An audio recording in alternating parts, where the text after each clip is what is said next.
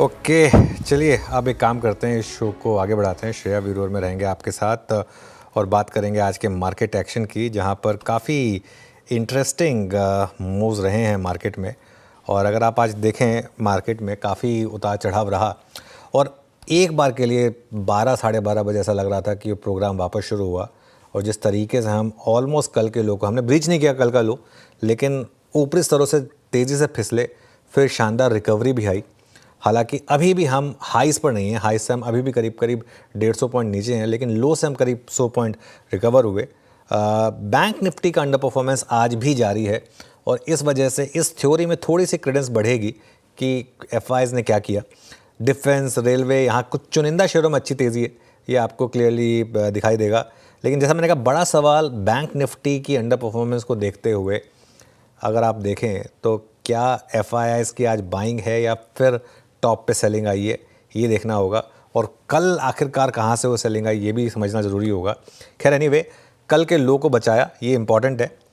24,900 के ऊपर निकलना ज़रूरी है। आज भी देखिए, अगर आप निफ्टी का इंटरडे चार्ट अगर तो वहीं पर आकर हम स्लिप हुए, तो 24,900 950 के आसपास का जो जोन है उसे बचाना ज़रूरी है। Let's see. Piyush, good afternoon.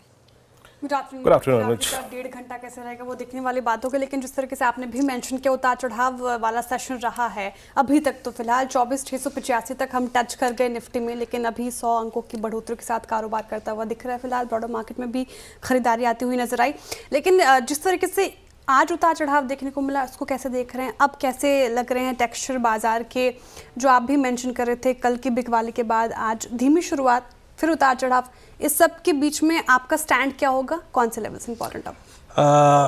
थोड़ी फीलिंग अच्छी वाली नहीं आ रही है श्रेया, स्क्रीन देखकर, है ना। मतलब आप देखिए जिस तरीके से वो कोलैप्स हुआ 24,950 पर आकर। आज टेक्निकली अब तक हमारा इनसाइड डे है। इनसाइड डे मतलब कल के हाई से नीचे आज का हाई, कल के लो से ऊपर आज का लो। अभी तक एटलीस्ट आखिरी 1.5 घंटे मार्केट काफ़ी कुछ चेंजेस कर लेता है। एक मोरलेस मार्केट ने अब आपको रेंज दे दी है और आज हम उस रेंज के एकदम बीचों बीच हैं। वो रेंज क्या है? 24,950 ऊपरी साइड पर, 24,850 24,950 ऊपरी साइड पर और 24,650 24,700 निचली साइड पर। ये बेसिकली दो मार्कर्स बन गए हैं मार्केट के। आपने कल हायर लेवल रिजेक्ट करे, लोअर लेवल पे सपोर्ट नहीं लिया। आज लोअर लेवल पे सपोर्ट लिया, हाई लेवल रिजेक्ट हुआ। आज दोनों चीज़ें हुई, रिजेक्शन भी मिला, सपोर्ट भी मिला मार्केट को। अभी के लिए कोई पोजिशनल ट्रेड नहीं है इस मार्केट में। आज सुबह हमने एक चीज़ डिस्कस की थी कि आज आपको मार्केट दोनों तरफ की ट्रेड्स देगा। आप देखिए, मार्केट ने सुबह एक शानदार लॉन्ग ट्रेड दी, उसके बाद एक उतनी ही शानदार शॉर्ट ट्रेड दी, तो 2 ट्रेड दी मार्केट ने आपको। इस तीसरी ट्रेड को मैं ट्रेड नहीं मानूंगा, क्योंकि ये कहना आसान है। जिस तरीके से मार्केट कर रहा था उस समय वो लॉन्ग कॉल लेना बहुत मुश्किल रहा होगा। लेकिन मार्केट ने आज आपको 2 ट्रेड दे दी, एक लॉन्ग साइड पर, एक शॉर्ट साइड पर। अब जब तक ये रेंज एक ईदर वे ब्रेक नहीं हो जाती, आपको इसी रेंज को दोनों तरफ स्मार्टली प्ले करना है। अगर आप नहीं कर सकते तो जैसा मैंने सुबह भी कहा था, एक और अप्रोच, कुछ टाइम के लिए साइड लाइन में बैठे। अगर आप इंडेक्स की इस तरीके की वॉलेटिलिटी नहीं झेल सकते तो आई थिंक मेक और ब्रेक इसमें जो इंडेक्स है वो है बैंक निफ्टी। बैंक निफ्टी अगर आप देखें, यहाँ पर आज का लो है 54,690। लगातार बात हुई थी कि 54,500 क्रूशल था और 54,500 आपने वर्स्ट ऑफ द टाइम्स में नहीं तोड़ा था, तो इसलिए 54,500 का बचाना बहुत ज़रूरी है। लेकिन अगर एफआई की सेलिंग वापस में लौट रही है तो बैंक निफ्टी को ज़्यादा चलने नहीं देगी। और यही रीज़न है, आप देखिए हाई से बैंक निफ्टी काफ़ी कोलैप्स हुआ है और रिकवरी निफ्टी में जितनी आई उतनी बैंक निफ्टी में नहीं आ रही है। तो बैंक निफ्टी में 55,500 जब तक क्रॉस ना हो तब तक वापस कॉन्फिडेंस नहीं आएगा। अब ये क्यों हुआ पिछले 2 दिन में, सिर्फ हमारी मार्केट में इस तरीके के मूव्स क्यों आए? आई थिंक ये सब सवाल के जवाब हमें शायद बाद में मिलेंगे, लेकिन अभी के लिए तो एक रेंज है, इस रेंज को आपको रिस्पेक्ट करना है। वीरो के पास चलते हैं। वीरो, गुड आफ्टरनून। इंडिविजुअल स्टॉक्स में बताइए क्या लग रहा है? बिल्कुल अनुज, गुड आफ्टरनून। और हालांकि निफ्टी अभी टिक बाय टिक चार्ट्स पे एक बार फिर से नीचे आ रहा है, लेकिन फिर भी मैं पहले 2 स्ट्रॉन्ग कैंडिडेट्स का जिक्र करूंगा यहाँ पर, जहाँ पे स्ट्रेंथ है। देखिए, आज सुबह हमने, चाहे वो फार्मा हो, डिफेंस हो और कैपिटल मार्केट थीम, इन 3 प्रकार के स्टॉक्स में बहुत स्ट्रॉन्ग देखा। रखिएगा एंजल वन। मैं थोड़ा सा यहाँ पे पीछे जाऊंगा। 17 जनवरी को इसका एक ब्रेकडाउन हुआ था और 17 जनवरी को जो ब्रेकडाउन था, एग्जैक्टली उसी पॉइंट को आज इसने रीटेस्ट कर दिया एट 2841। डे हाई पर नहीं है, but look at the quantum of short covering Anuj. मैं इसलिए कह रहा हूँ क्योंकि ये वो स्टॉक है जो मई में भी अच्छे खासे शॉर्ट्स के ऊपर आया था, लेकिन पोस्ट 16 ऑफ मई इसमें शॉर्ट कवरिंग का जो दौर है वो शुरू हो चुका है और आज भी एक साइजेबल शॉर्ट कवरिंग और स्ट्रॉन्ग मूव जनरेट करता हुआ। तो एक पहला हो गया स्टॉक एंजल वन, दूसरा रखूंगा चोला फाइनेंस। एनबीएफसी हालांकि बहुत स्ट्रॉन्ग मूड में नहीं है, but Chola finance with in that zone आज अपने करियर के सबसे हाईएस्ट क्लस्टर को टेस्ट करता हुआ। ये हाइस इसने विजिट किए थे सितंबर 2024 में, अटेम्प्ट लिया 16 अप्रैल को, एक बार फिर से सक्सीड नहीं हो पाया और इट्स थर्ड अटेम्प्ट। थोड़े से स्केप्टिकल एनवायरनमेंट में भी, मतलब बाजार बहुत अच्छा नहीं है, मूड अच्छा नहीं है, बट स्टिल ये दो स्टॉक्स अच्छा कर रहे हैं। इसके ओएरेशंस को देखिए, चोला फाइनेंस पे वो भी काफ़ी स्ट्रॉन्ग है। और जहाँ तक वीकनेस का सवाल है, आज बहुत सारे स्टॉक्स में वीकनेस आई। एक बार आपकी स्क्रीन पे दिखाइएगा कोटक महिंद्रा बैंक, बैंकिंग में थोड़ा सा आगाह कर रहा हूँ, यहाँ पे पहली बार 50 डेमा वायलेट हुआ है डिसाइसिवली पोस्ट दैट ब्रेकआउट जो हमने देखा था कोटक महिंद्रा बैंक में। आप समझ लीजिएगा कि जनवरी 2025 में, उसके बाद जो फ्रेश ब्रेकआउट आया मार्च 17 को, उसके बाद पहली बार ये 50 डेमा के नीचे परसिस्ट करता हुआ और काफ़ी शॉर्टिंग। अनुज, आज बहुत सारी पॉकेट्स चल रही थी और हमारे जहन में, आपके और मेरे में भी, जब बाजार सुबह सुबह पुल बैक दे रहा था, वो पॉकेट चल रही थी, वो 10,000 करोड़ रुपए का आंकड़ा बार बार घूम रहा था। उस आंकड़े के इंप्रेशन में अगर फिर भी कुछ एक दो सेफ डेस्टिनेशन है तो वो क्या है? बाजार ने जो सुबह डिफेंस को चलाया, फार्मा को चलाया, कैपिटल मार्केट थीम को चलाया, क्या यही थीम्स इस इंप्रेशन में अच्छा करेंगी क्या? आई थिंक वीरू, बिल्कुल जो आपने सही बात की, बैंक्स अभी कुछ टाइम के लिए शायद ना चलें, लेकिन डिफेंस जो है ना, आज सुबह सुबह आई थिंक हमने आइडेंटिफाई किया था कि डिफेंस एक क्लियरली वापस लौट रही है एज अ बिग थीम 2 दिन की प्रॉफिट बुकिंग के बाद। और 2 दिन अच्छी खासी तगड़ी प्रॉफिट बुकिंग हुई, लेकिन यहाँ पर क्लियरली मोमेंटम लौटा है। आई थिंक यहाँ पर एक सेंस और ये भी बन रही है कि डिफेंस ने बहुत अच्छा किया, लेकिन अभी भी डिफेंस लार्ज कोई एफआई की होल्डिंग वाला सेक्टर नहीं है। यहाँ पर अभी भी ज़्यादातर होल्डिंग डोमेस्टिक ही हैं। तो आई थिंक ये एक सेक्टर है जो थोड़ा सा आपको शायद उससे बचा के रखेगा, उस काइंड ऑफ वॉलेटिलिटी से। तो ये एक फैक्टर हो सकता है। रेलवेज़ में भी आज थोड़ी सी सेलेक्टिवली, डिफेंस में तो खैर वन वे तेज़ी रही, रेलवेज़ में सेलेक्टिवली थोड़ी तेज़ी वापस लौटी, लेकिन वहाँ पर हाई लेवल पर थोड़ी प्रॉफिट बुकिंग भी आई है। तो आई थिंक इस समय मार्केट थोड़ा सा शायद यही फोकस कर रहा है कि थोड़ा उन सेक्टर्स पर फोकस किया जाए जहाँ पे आपको बहुत ज़्यादा एकदम बड़े लार्ज एफआई डोमिनेटेड स्टॉक्स ना हो, जैसे कि एचडीएफसी बैंक, आईसीआईसीआई बैंक, क्योंकि वहाँ पर कोटक, आज का कोटक का चार्ट देखिए आप फॉर एग्जांपल, वहाँ पर थोड़ा सा इस तरह के, तो ये थोड़े से प्रेशर वाली पॉइंट शायद रहेंगी। चलिए अब श्रेया के पास चलते हैं और आज के कार्यक्रम का क्रम समझते हैं, ट्रेंडिंग स्टॉक्स भी। Shreya, good afternoon. Trending stocks लेंगे, लेकिन उससे पहले एक सवाल, हालांकि आपने थोड़ा बताया भी बैंक निफ्टी को लेकर, लेकिन सवाल ये कि क्या लग रहा है आपको यहाँ से बैंक निफ्टी अंडर परफॉर्म करता हुआ नजर आएगा? जिस तरीके से प्राइवेट बैंक्स में हमें बिकवाली देखने को मिल रही है, कमज़ोर कड़ी में शामिल है, और आपने भी थोड़ी देर पहले मेंशन भी किया बैंक्स अभी थोड़ी मुसीबत में नजर आ रहे हैं, तो यहाँ पर क्या स्ट्रैटेजी? हाँ बिल्कुल, जैसा मैं अभी मेंशन भी कर रहा था, यहाँ पर आपको आज का एफआई का डेटा और देखना होगा कि कहीं ये ट्रेंड में तो नहीं बदल रहा है। अगर ट्रेंड में बदल रहा है तो फिर बैंक निफ्टी वापस अंडर परफॉर्म करेगा। हमने बैंक निफ्टी पे आउट परफॉर्मेंस का एक व्यू क्यों लिया था?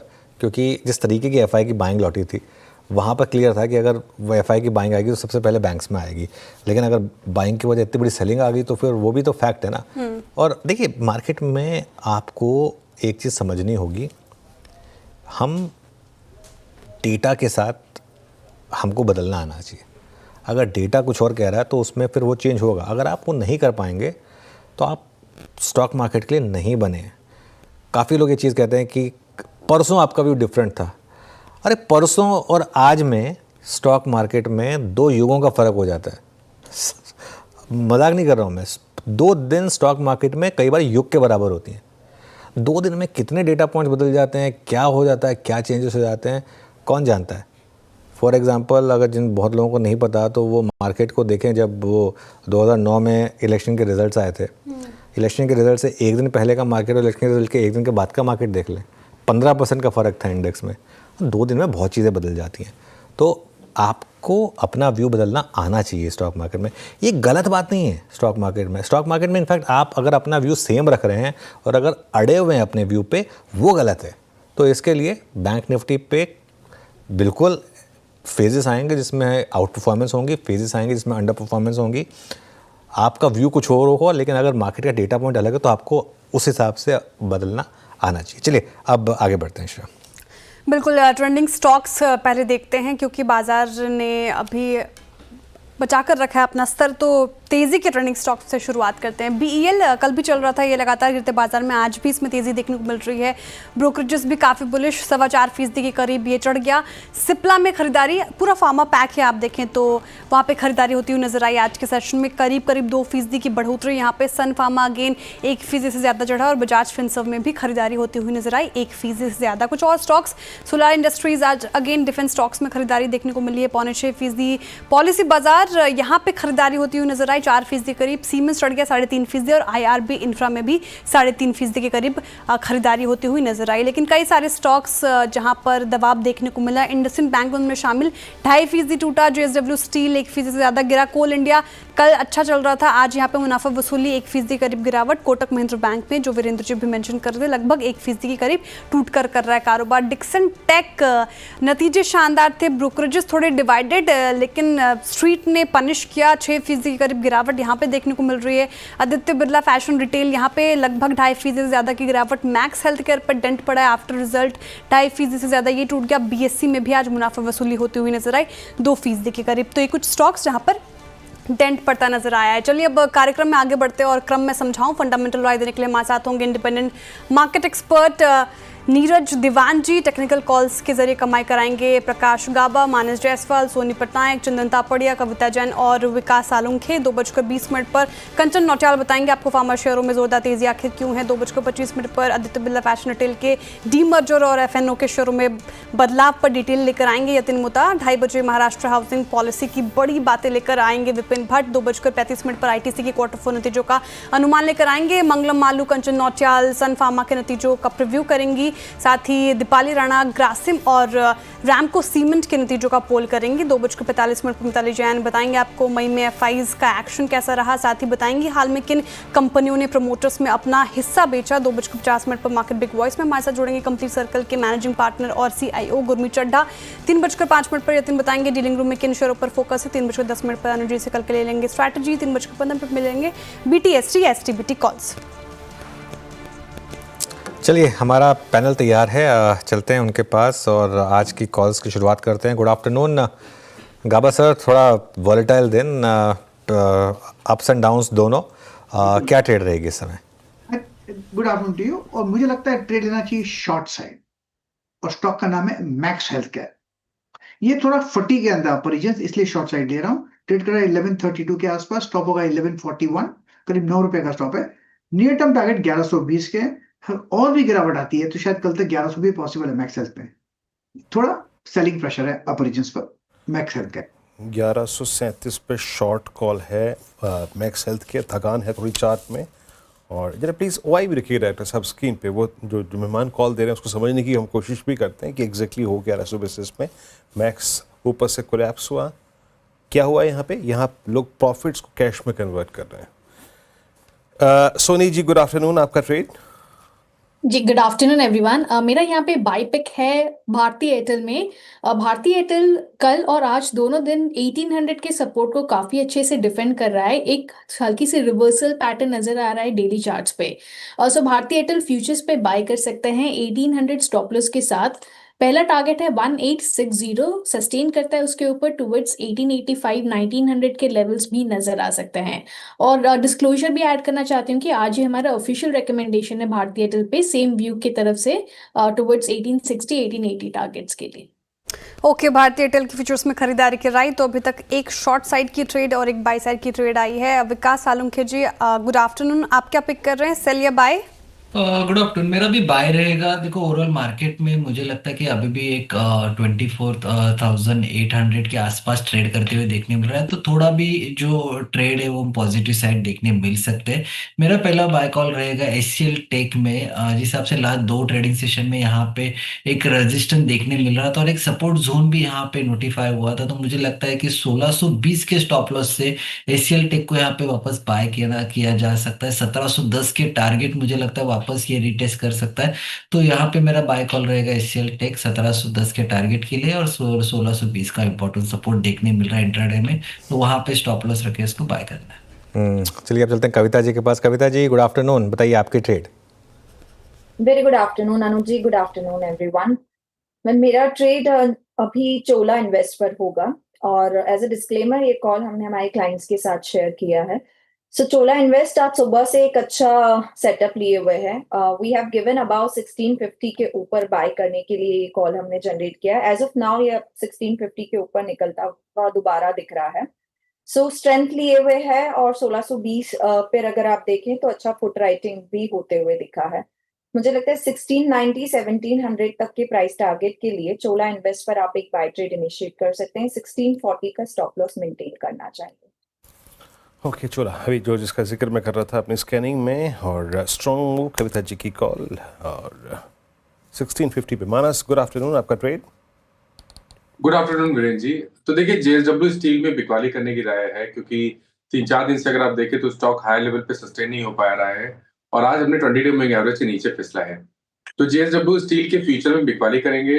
1016 और 1016 का आपको स्टॉप लॉस लगाना है और 970 970 रुपए के टारगेट सेट करने हैं। चाहे तो 1000 वाला पुट ऑप्शन ले सकते हैं, 17 रुपए के आसपास ट्रेड हो रहा है। इसमें 10 रुपए के स्टॉप लॉस से 30 रुपए का टारगेट लगाना है।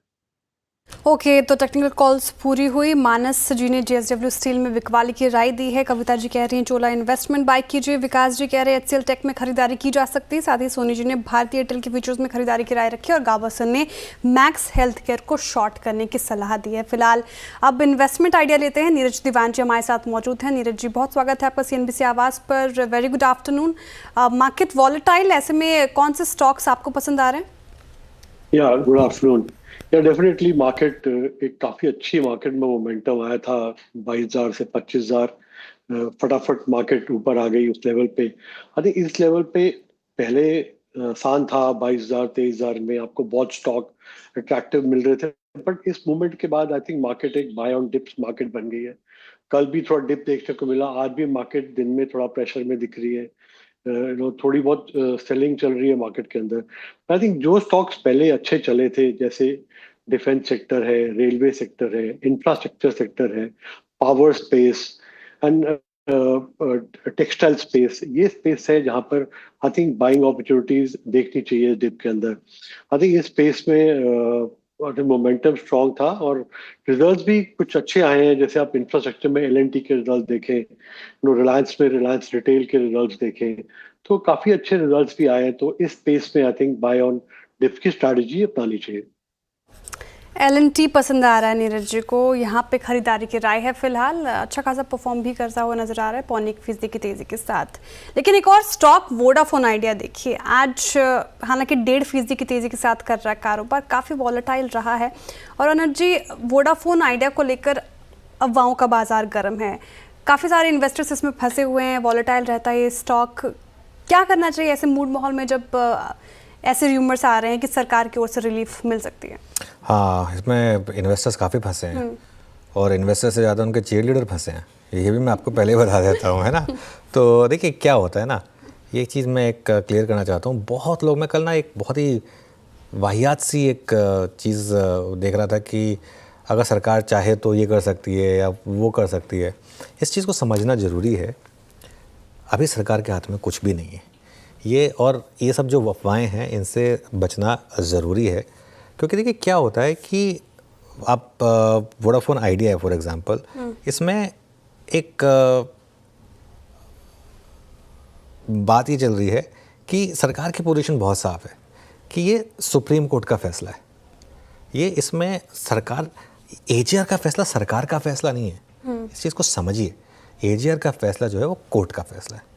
बार बार कोर्ट में कंपनियां गई हैं, बार बार कोर्ट ने उसको रिजेक्ट किया और इस बार तो बहुत स्ट्रांग वर्ड लाके कोर्ट ने, बहुत ही स्ट्रांग वर्ड यूज़ किए थे कोर्ट ने।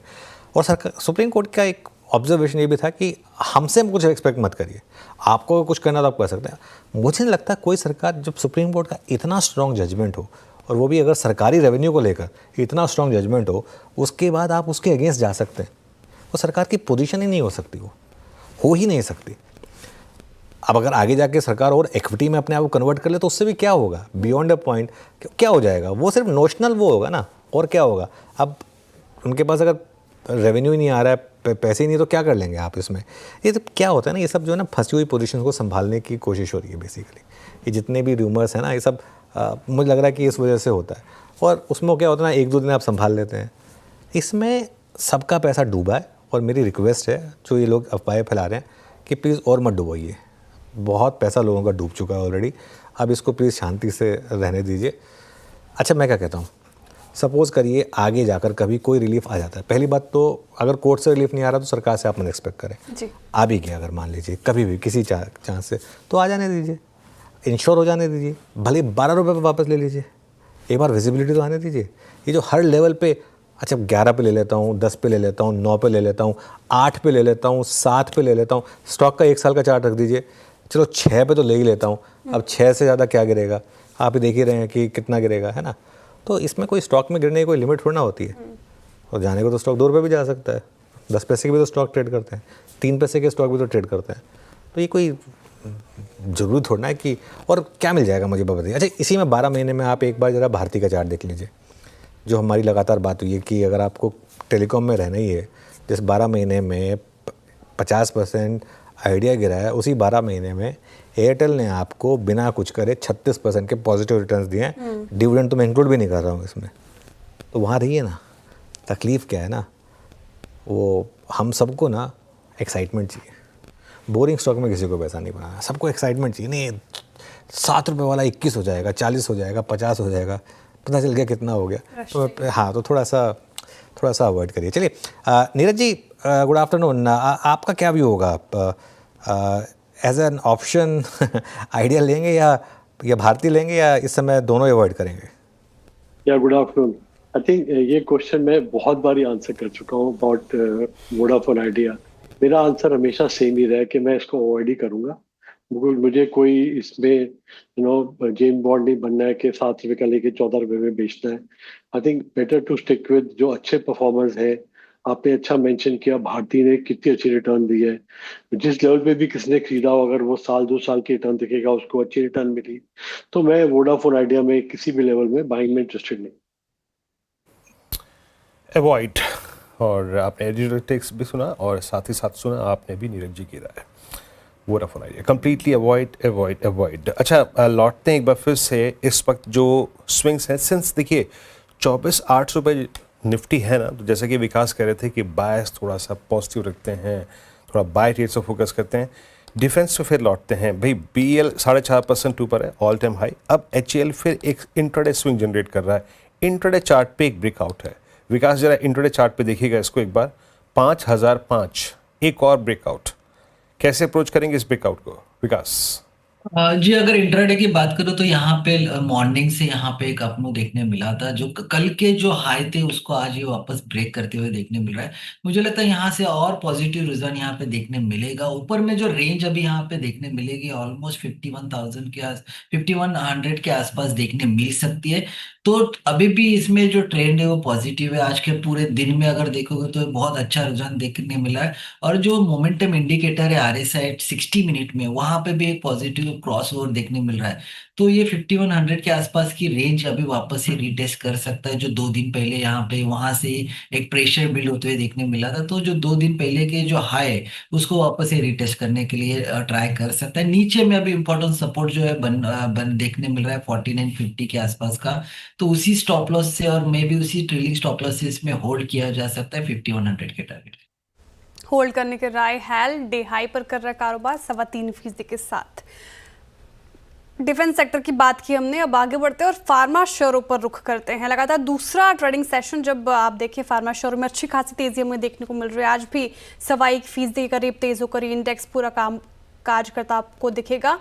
दरअसल फार्मा कंपनियों के Q4 के नतीजे काफ़ी शानदार रहे हैं।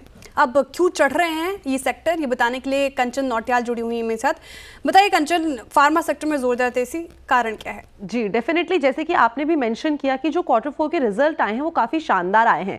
बेसिकली जो स्ट्रीट ने एक्सपेक्टेशन लगाई थी नतीजों की, उससे जो नतीजे हमें देखने को मिले काफ़ी ज़्यादा सॉलिड साइड में देखने को मिले। पूरे सेक्टर की बात करें तो ये ग्लोबली काफ़ी ज़्यादा एक्सपोज्ड है, लेकिन सारी चीज़ें होने के बावजूद भी यहाँ पे जो रेजिस्टेंस है काफ़ी तेज़ी से बना हुआ है। अब अगर हम पिछले 1 साल की बात करें तो यहाँ पे जो ओवरऑल रेवेन्यू ग्रोथ देखने को मिली है according to department of pharmaceuticals, तो वो रही है करीब करीब 8% की। यही नहीं बल्कि अगर हम ग्लोबली भी बात करें तो इंडियन फार्मा का जो ग्रिप है वो हमें और भी ज़्यादा स्ट्रॉन्गर साइड में जाता हुआ दिखाई दिया है। इसके साथ साथ अगर वॉल्यूम बेस की बात करी जाए तो इंडिया का जो नंबर आता है सप्लाई में, वॉल्यूम में, वो आता है तीसरे नंबर पर। और यही नहीं, अगर ग्लोबली अगर हम जेनरिक दवाइयों का एक्सपोर्ट भी देखें तो वहाँ पे इंडिया का जो कंट्रीब्यूशन है वो करीब करीब हमें 20% का देखने को मिलता है।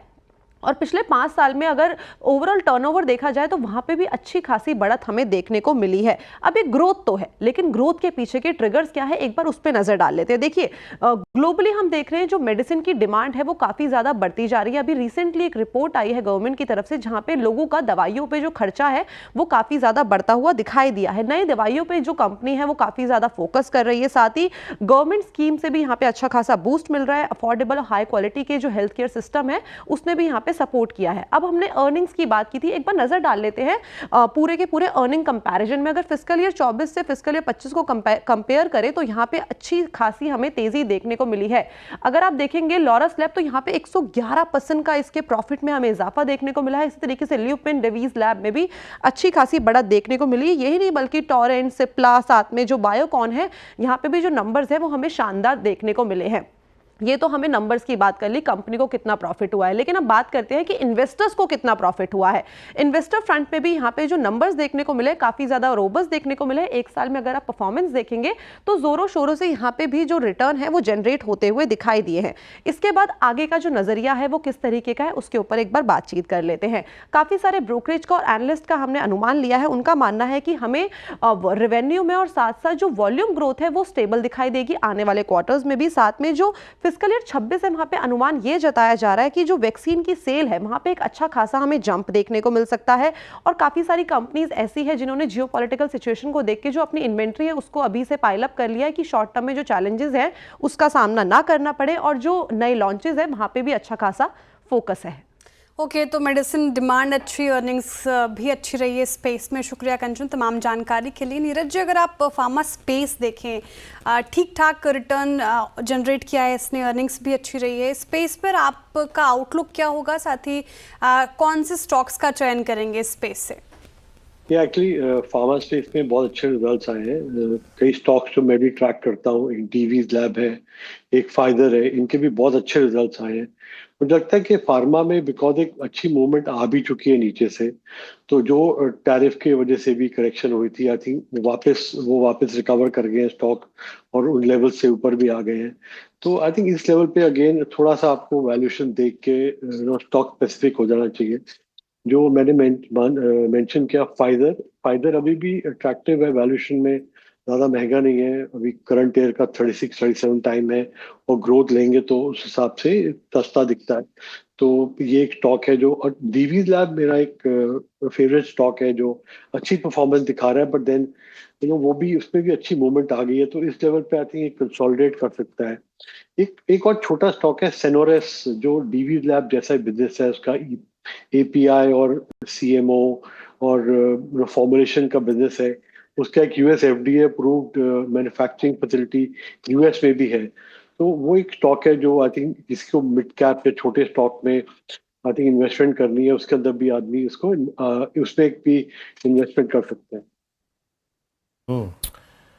तो ये फाइजर और दिवीज लैब मोस्ट स्पेशली अगर आप देखें आपके इस वक्त प्रेफर्ड कॉल से नीरज जी के। अच्छा, एक बार लेके आइए आप इस वक्त, अब बहुत सारे अलग अलग क्लास के स्टॉक्स जो हैं वो डिलीवर कर रहे हैं।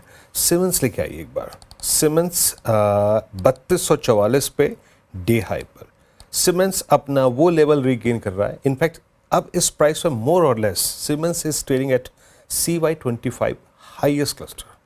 एक बार कमेंट्स लेके आइएगा प्लीज़। मेरे ख्याल से कमेंट्स तो शायद आज बैकफुट पे था और कमेंट्स करीब 2990 पे, not exactly back foot but sideways, slightly with the positive bias. और ABB को रखिएगा स्क्रीन पे, ये आ रहा है करीब 5844। ये भी एक ब्रेकआउट के कगार पे है।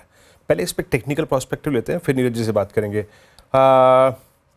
सोनी जी, आपका व्यू, ये जितने भी एमएनसीज कैप गुड्स हैं वो स्ट्रॉन्ग मूव जनरेट कर रही हैं, लीड कर रहा है सीमेंस, आपका टेक इस पे? आई मीन तीनों में से एक पकड़ना हो तो क्या ग्रिप करना चाहेंगे आप?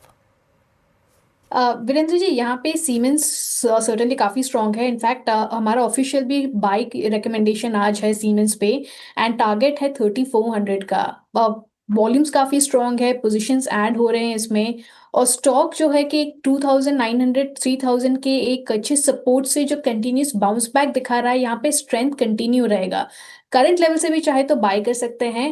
टारगेट पहला है 3400, उसके ऊपर सस्टेन करता है तो हमें लगता है टुवर्ड्स 3550 लेवल्स पे एक बार टेस्ट हो सकते हैं। करंट लेवल से अगर बाय करना है तो 3150 स्टॉप लॉस के साथ बाय कर सकते हैं 3400 3550 टारगेट्स के लिए। सीमेंस अनुज, अभी मैं जब चार्ट देख रहा था और मेरे ख्याल से आज बखूबी सुबह सुबह जब बातचीत हो रही थी स्पॉटलाइट में इसका उल्लेख भी किया गया था, सीमेंस इस प्राइस पे अनुज 3238 मुझे याद आता है, इसके करियर का सबसे स्ट्रॉन्गेस्ट जोन 3300 से करीब करीब 3900, अब उसमें री एंटर करता हुआ ये दस्तक दे रही हैं एमएनसी कैपिटल गुड्स कंपनियां। क्या व्यू बन रहा है इस पर? बिल्कुल, आज देखिए हमने सीमेंस को लिया था स्पॉटलाइट में, और आई थिंक वीरू इस समय सबसे ज़्यादा अगर जगह किसी स्पेस में है तो वो यही स्पेस है। सीमेंस, एबीबी, कमेंस, आपको याद होगा बजट के बाद इन स्टॉक्स में क्या भयंकर गिरावट आई थी। इनफैक्ट अगर आप सीमेंस का एक साल का चार्ट लेकर आएंगे सीमेंस का, तो देखिए ये क्या, ये तो आज का है, एक साल का चार्ट लेकर आइए। आई थिंक कहाँ से गिरा, 8000 से गिरा था ये, 8000 से गिर के ये, आई थिंक इसमें कुछ गड़बड़ है। आई थिंक इसमें कुछ कॉर्पोरेट एडजस्टमेंट, इसको हटा दीजिए। एबीबी का चार्ट ले आइए, चलिए, इसमें तो मुझे लग रहा है कुछ ना कुछ वो दिक्कत थी। लेकिन जो पॉइंट ये था कि अब अगर मार्केट ये सेंस कर रही है कि वापस, हाँ ये देखिए, तो ये स्टॉक्स काफ़ी गिरे थे, और एमएनसी कंपनियां हैं, एक आपके पास हमेशा एमएनसी प्रीमियम रहेगा यहाँ पर, डेटा सेंटर में भी ये कंपनियां, कैपिटल गुड्स में, और इन क्लियरली अगर केपेक्स पे वापस खर्चा होगा तो मुझे लग रहा है इन कंपनियों में अच्छे मूव्स आएंगे। और इस बार इन कंपनियों के नंबर्स और कमेंट्री मार्केट को पसंद आई। एबीबी नंबर्स के बाद चला, कॉल के बाद चला, उसके बाद अगले तीसरे दिन फिर चला। सेम चीज़ सीमेंस में हुई, सीमेंस नंबर्स के बाद चला, उसके बाद आज सुबह भी इसको लेने का जो व्यू था वो यही था। एक तो चार्ट पर अच्छा लग रहा था, दूसरा जो मैनेजमेंट की कॉल थी वो काफ़ी पॉजिटिव थी, इस वजह से उसको आज रिडार में लिया गया था। बिल्कुल जी, सब किस वगैरह देखते हैं तो स्टॉक्स जो हैं वो अच्छा करते हुए डे हाई पर आके ट्रेड कर रहा है सीमेंस।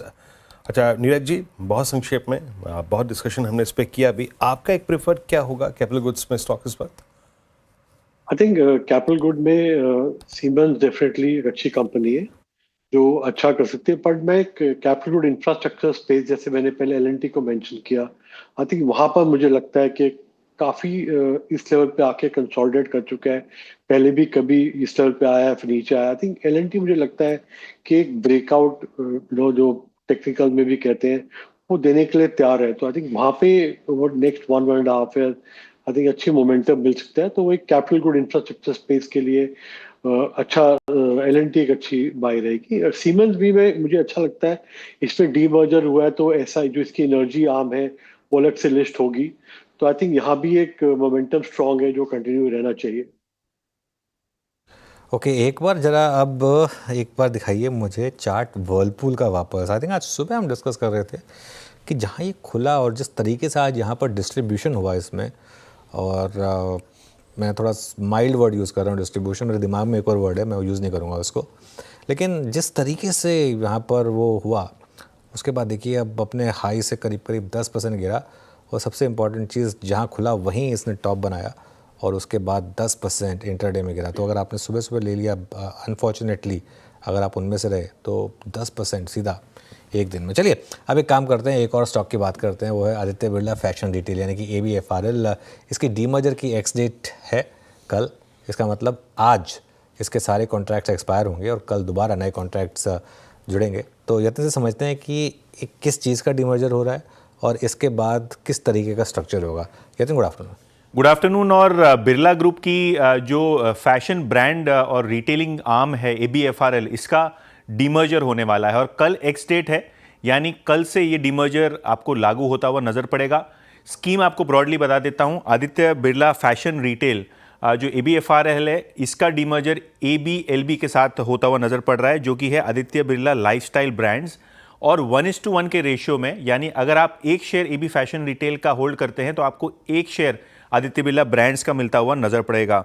ऑब्वियसली अगर हम डीमर्ज्ड एंटिटी की बात करें तो ABFRL का जो बिजनेस है वो एज इट इज रहेगा। जो बिजनेस बाहर जा रहा है आदित्य बिरला लाइफस्टाइल के अंदर, उसके ऊपर बात कर लेते हैं, जिसके अंदर ब्रांड्स हैं। कौन सी ब्रांड्स हैं? तो वो है Louis Philippe, Van Heusen, Peter England और एलन सोली। सो ये सारे वो ब्रांड्स हैं जो ABLB जो है वो होल्ड करेगा, और कंपनी जो है प्रॉफिटेबल है। जो ब्रांड का बिजनेस है आदित्य बिरला ग्रुप का फैशन और रिटेल में, इसमें प्रॉफिटेबल बिजनेस है। हालांकि जो ग्रोथ है वो केवल 10 से 11% के आसपास CAGR बेसिस पे होता हुआ नजर पड़ेगा। वैल्यूएशन की बात करें तो जो ABLB है, क्योंकि ये प्रॉफिटेबल बिजनेस है, यहाँ कैश फ्लोज काफ़ी अच्छे हैं, तो जेफरीज के हिसाब से यहाँ 215 रुपये के आसपास की वैल्यूएशन रहनी चाहिए। इसका मतलब ये है कल जब ये डीमर्ज होता है तो लगभग 65% जो वैल्यूएशन है वो ABLB के अंदर जाता हुआ आपको नजर पड़ेगा। तो ब्रॉडली अगर 270 का भाव है तो इसके अंदर बचे हुए जो 270 माइनस 90 रुपीज़ के आसपास, यानी जो 160 रुपये का कारोबार है वो इसके अंदर आता हुआ नजर पड़ेगा। अच्छा, अब ABFRL की बात करते हैं जो लिस्टेड रहेगा। ABFRL के अंदर क्या रहेगा? तो पैंटलून रिटेल, जो आप स्टोर्स देखते हैं वो स्टोर्स का कारोबार इसके अंदर है नंबर 1। TCNS, तस्वा, लग्जरी रिटेल, जो एथनिक वेयर का कारोबार है वो सब ये ABFRL जो बची हुई एंटिटी इसमें रहेगा और ये लिस्टेड रहेगी। जो डीमर्जर के शेयर है वो आपको फिर से मिलेंगे, जिसको 6 महीने टिपिकली लगते हैं लिस्ट होने के लिए, और इसकी वैल्यूएशन क्या है? 100 रुपये SOTP के अंदर, यानी 1/3 वैल्यूएशन जो है वो 90 रुपये का वो यहाँ ABFRL के अंदर बचा हुआ रहेगा। तो जब कल X होगा तो शायद जो डिस्कवर्ड प्राइस होगा वो 90 से 100 रुपये के आसपास होता हुआ नजर पड़ सकता है, और जो बचे हुए 260 रुपये हैं, 180 रुपये माफ़ कीजिए, वो आपको ABLB जो आगे लिस्ट होगा 3-6 महीने के बाद, उसके अंदर आपको बचा हुआ वैल्यूएशन होता हुआ नजर पड़ेगा। बिल्कुल, तो बहुत ब्यूटीफुली एक्सप्लेन किया यतिन ने। कल देखते हैं कहाँ प्राइस डिस्कवरी होगी इसकी, उसके बाद आपको जो डीमर्ज कंपनी है उसके शेयर बाद में मिलेंगे। नीरज जी, क्या व्यू रहेगा आपका आदित्य बिरला फैशन में? एक ऐसा स्टॉक जिसमें बहुत लोगों ने बहुत उम्मीदें लगाई थी लेकिन काफ़ी अंडर परफॉर्म किया है इसने, अगर आप इसको कंपेयर करें फॉर एग्जांपल ट्रेंड के साथ, यहाँ पर क्या व्यू है आपका? नहीं, एक्चुअली आपने ठीक कहा, ये बहुत डिसअपॉइंट कर चुका है स्टॉक। तो आई थिंक ये एक मैनेजमेंट की कोशिश है कि एक वैल्यू क्रिएशन इस स्टॉक में की जाए, बिकॉज ब्रांडेड बिजनेस को बेटर वैल्यू मिल सकती है। तो ये देखना, आगे देखते हैं कि कैसा रहता है और सेपरेट बैलेंस शीट इनकी कैसे रहती हैं। तो अभी तक तो परफॉर्मेंस, वेदर नंबर्स को रहे या स्टॉक्स को रहे, जिससे इसमें इन्वेस्ट किया लास्ट 3-4-5 साल में कोई खास रिटर्न नहीं मिली है। इसके अलावा इवन कई छोटे स्टॉक्स हैं, सियाराम, सिल्क है, अरविंद है, उन लोगों ने अच्छी रिटर्न दे दी है इसके सामने। तो मुझे लगता है कि अभी भी कोई इसमें इमीडिएटली कोई एक्शन लेने की जरूरत नहीं है। आई थिंक इसको स्प्लिट होने देते हैं, नया वाला शेयर ब्रांडेड वाला लिस्ट होने देते हैं, तब देखेंगे बैलेंस शीट कैसी है इसकी और किस तरह की आगे क्वार्टरली रिजल्ट्स आते हैं। आई थिंक ऑलरेडी काफी डिसअपॉइंटमेंट हो चुके हैं इससे, तो थोड़ा वेट करके इन्वेस्टमेंट करेंगे। ओके, चलिए ये भी एविएशन पे ठीक है। मीनवाइल जो अभी ट्रेड्स लिए गए थे उसमें एक HL बहुत बेहतरीन ट्रेड निकला, सिमंस बहुत बेहतरीन ट्रेड निकला। अभी मैंने विकास जी से एक आउटलुक दिया था, प्राइस था करीब 32-30 से, फिर एडिटर स्टेक पे बातचीत भी हुई इस पर, अब आके ट्रेड करता हुआ 3254। Look at last swing. और कहाँ पर है मोमेंटम? अभी मैं 2 बजे एक स्टॉक का जिक्र कर रहा था OI के लिहाज से, और ये बताइएगा आप Shilpa ji, look at angel one 2865 day, और क्या गजब की शॉर्ट कवरिंग। मैंने क्या बोला? मैं सोनी जी बोल रहा हूँ। सोनी जी, आपका आउटलुक इस पे? वीरेंद्र जी, यहाँ पे 2700 के सपोर्ट से बाउंस कर रहा है। इनफैक्ट अच्छे अप ट्रेंड पे ही है लास्ट 4-5 डेज से।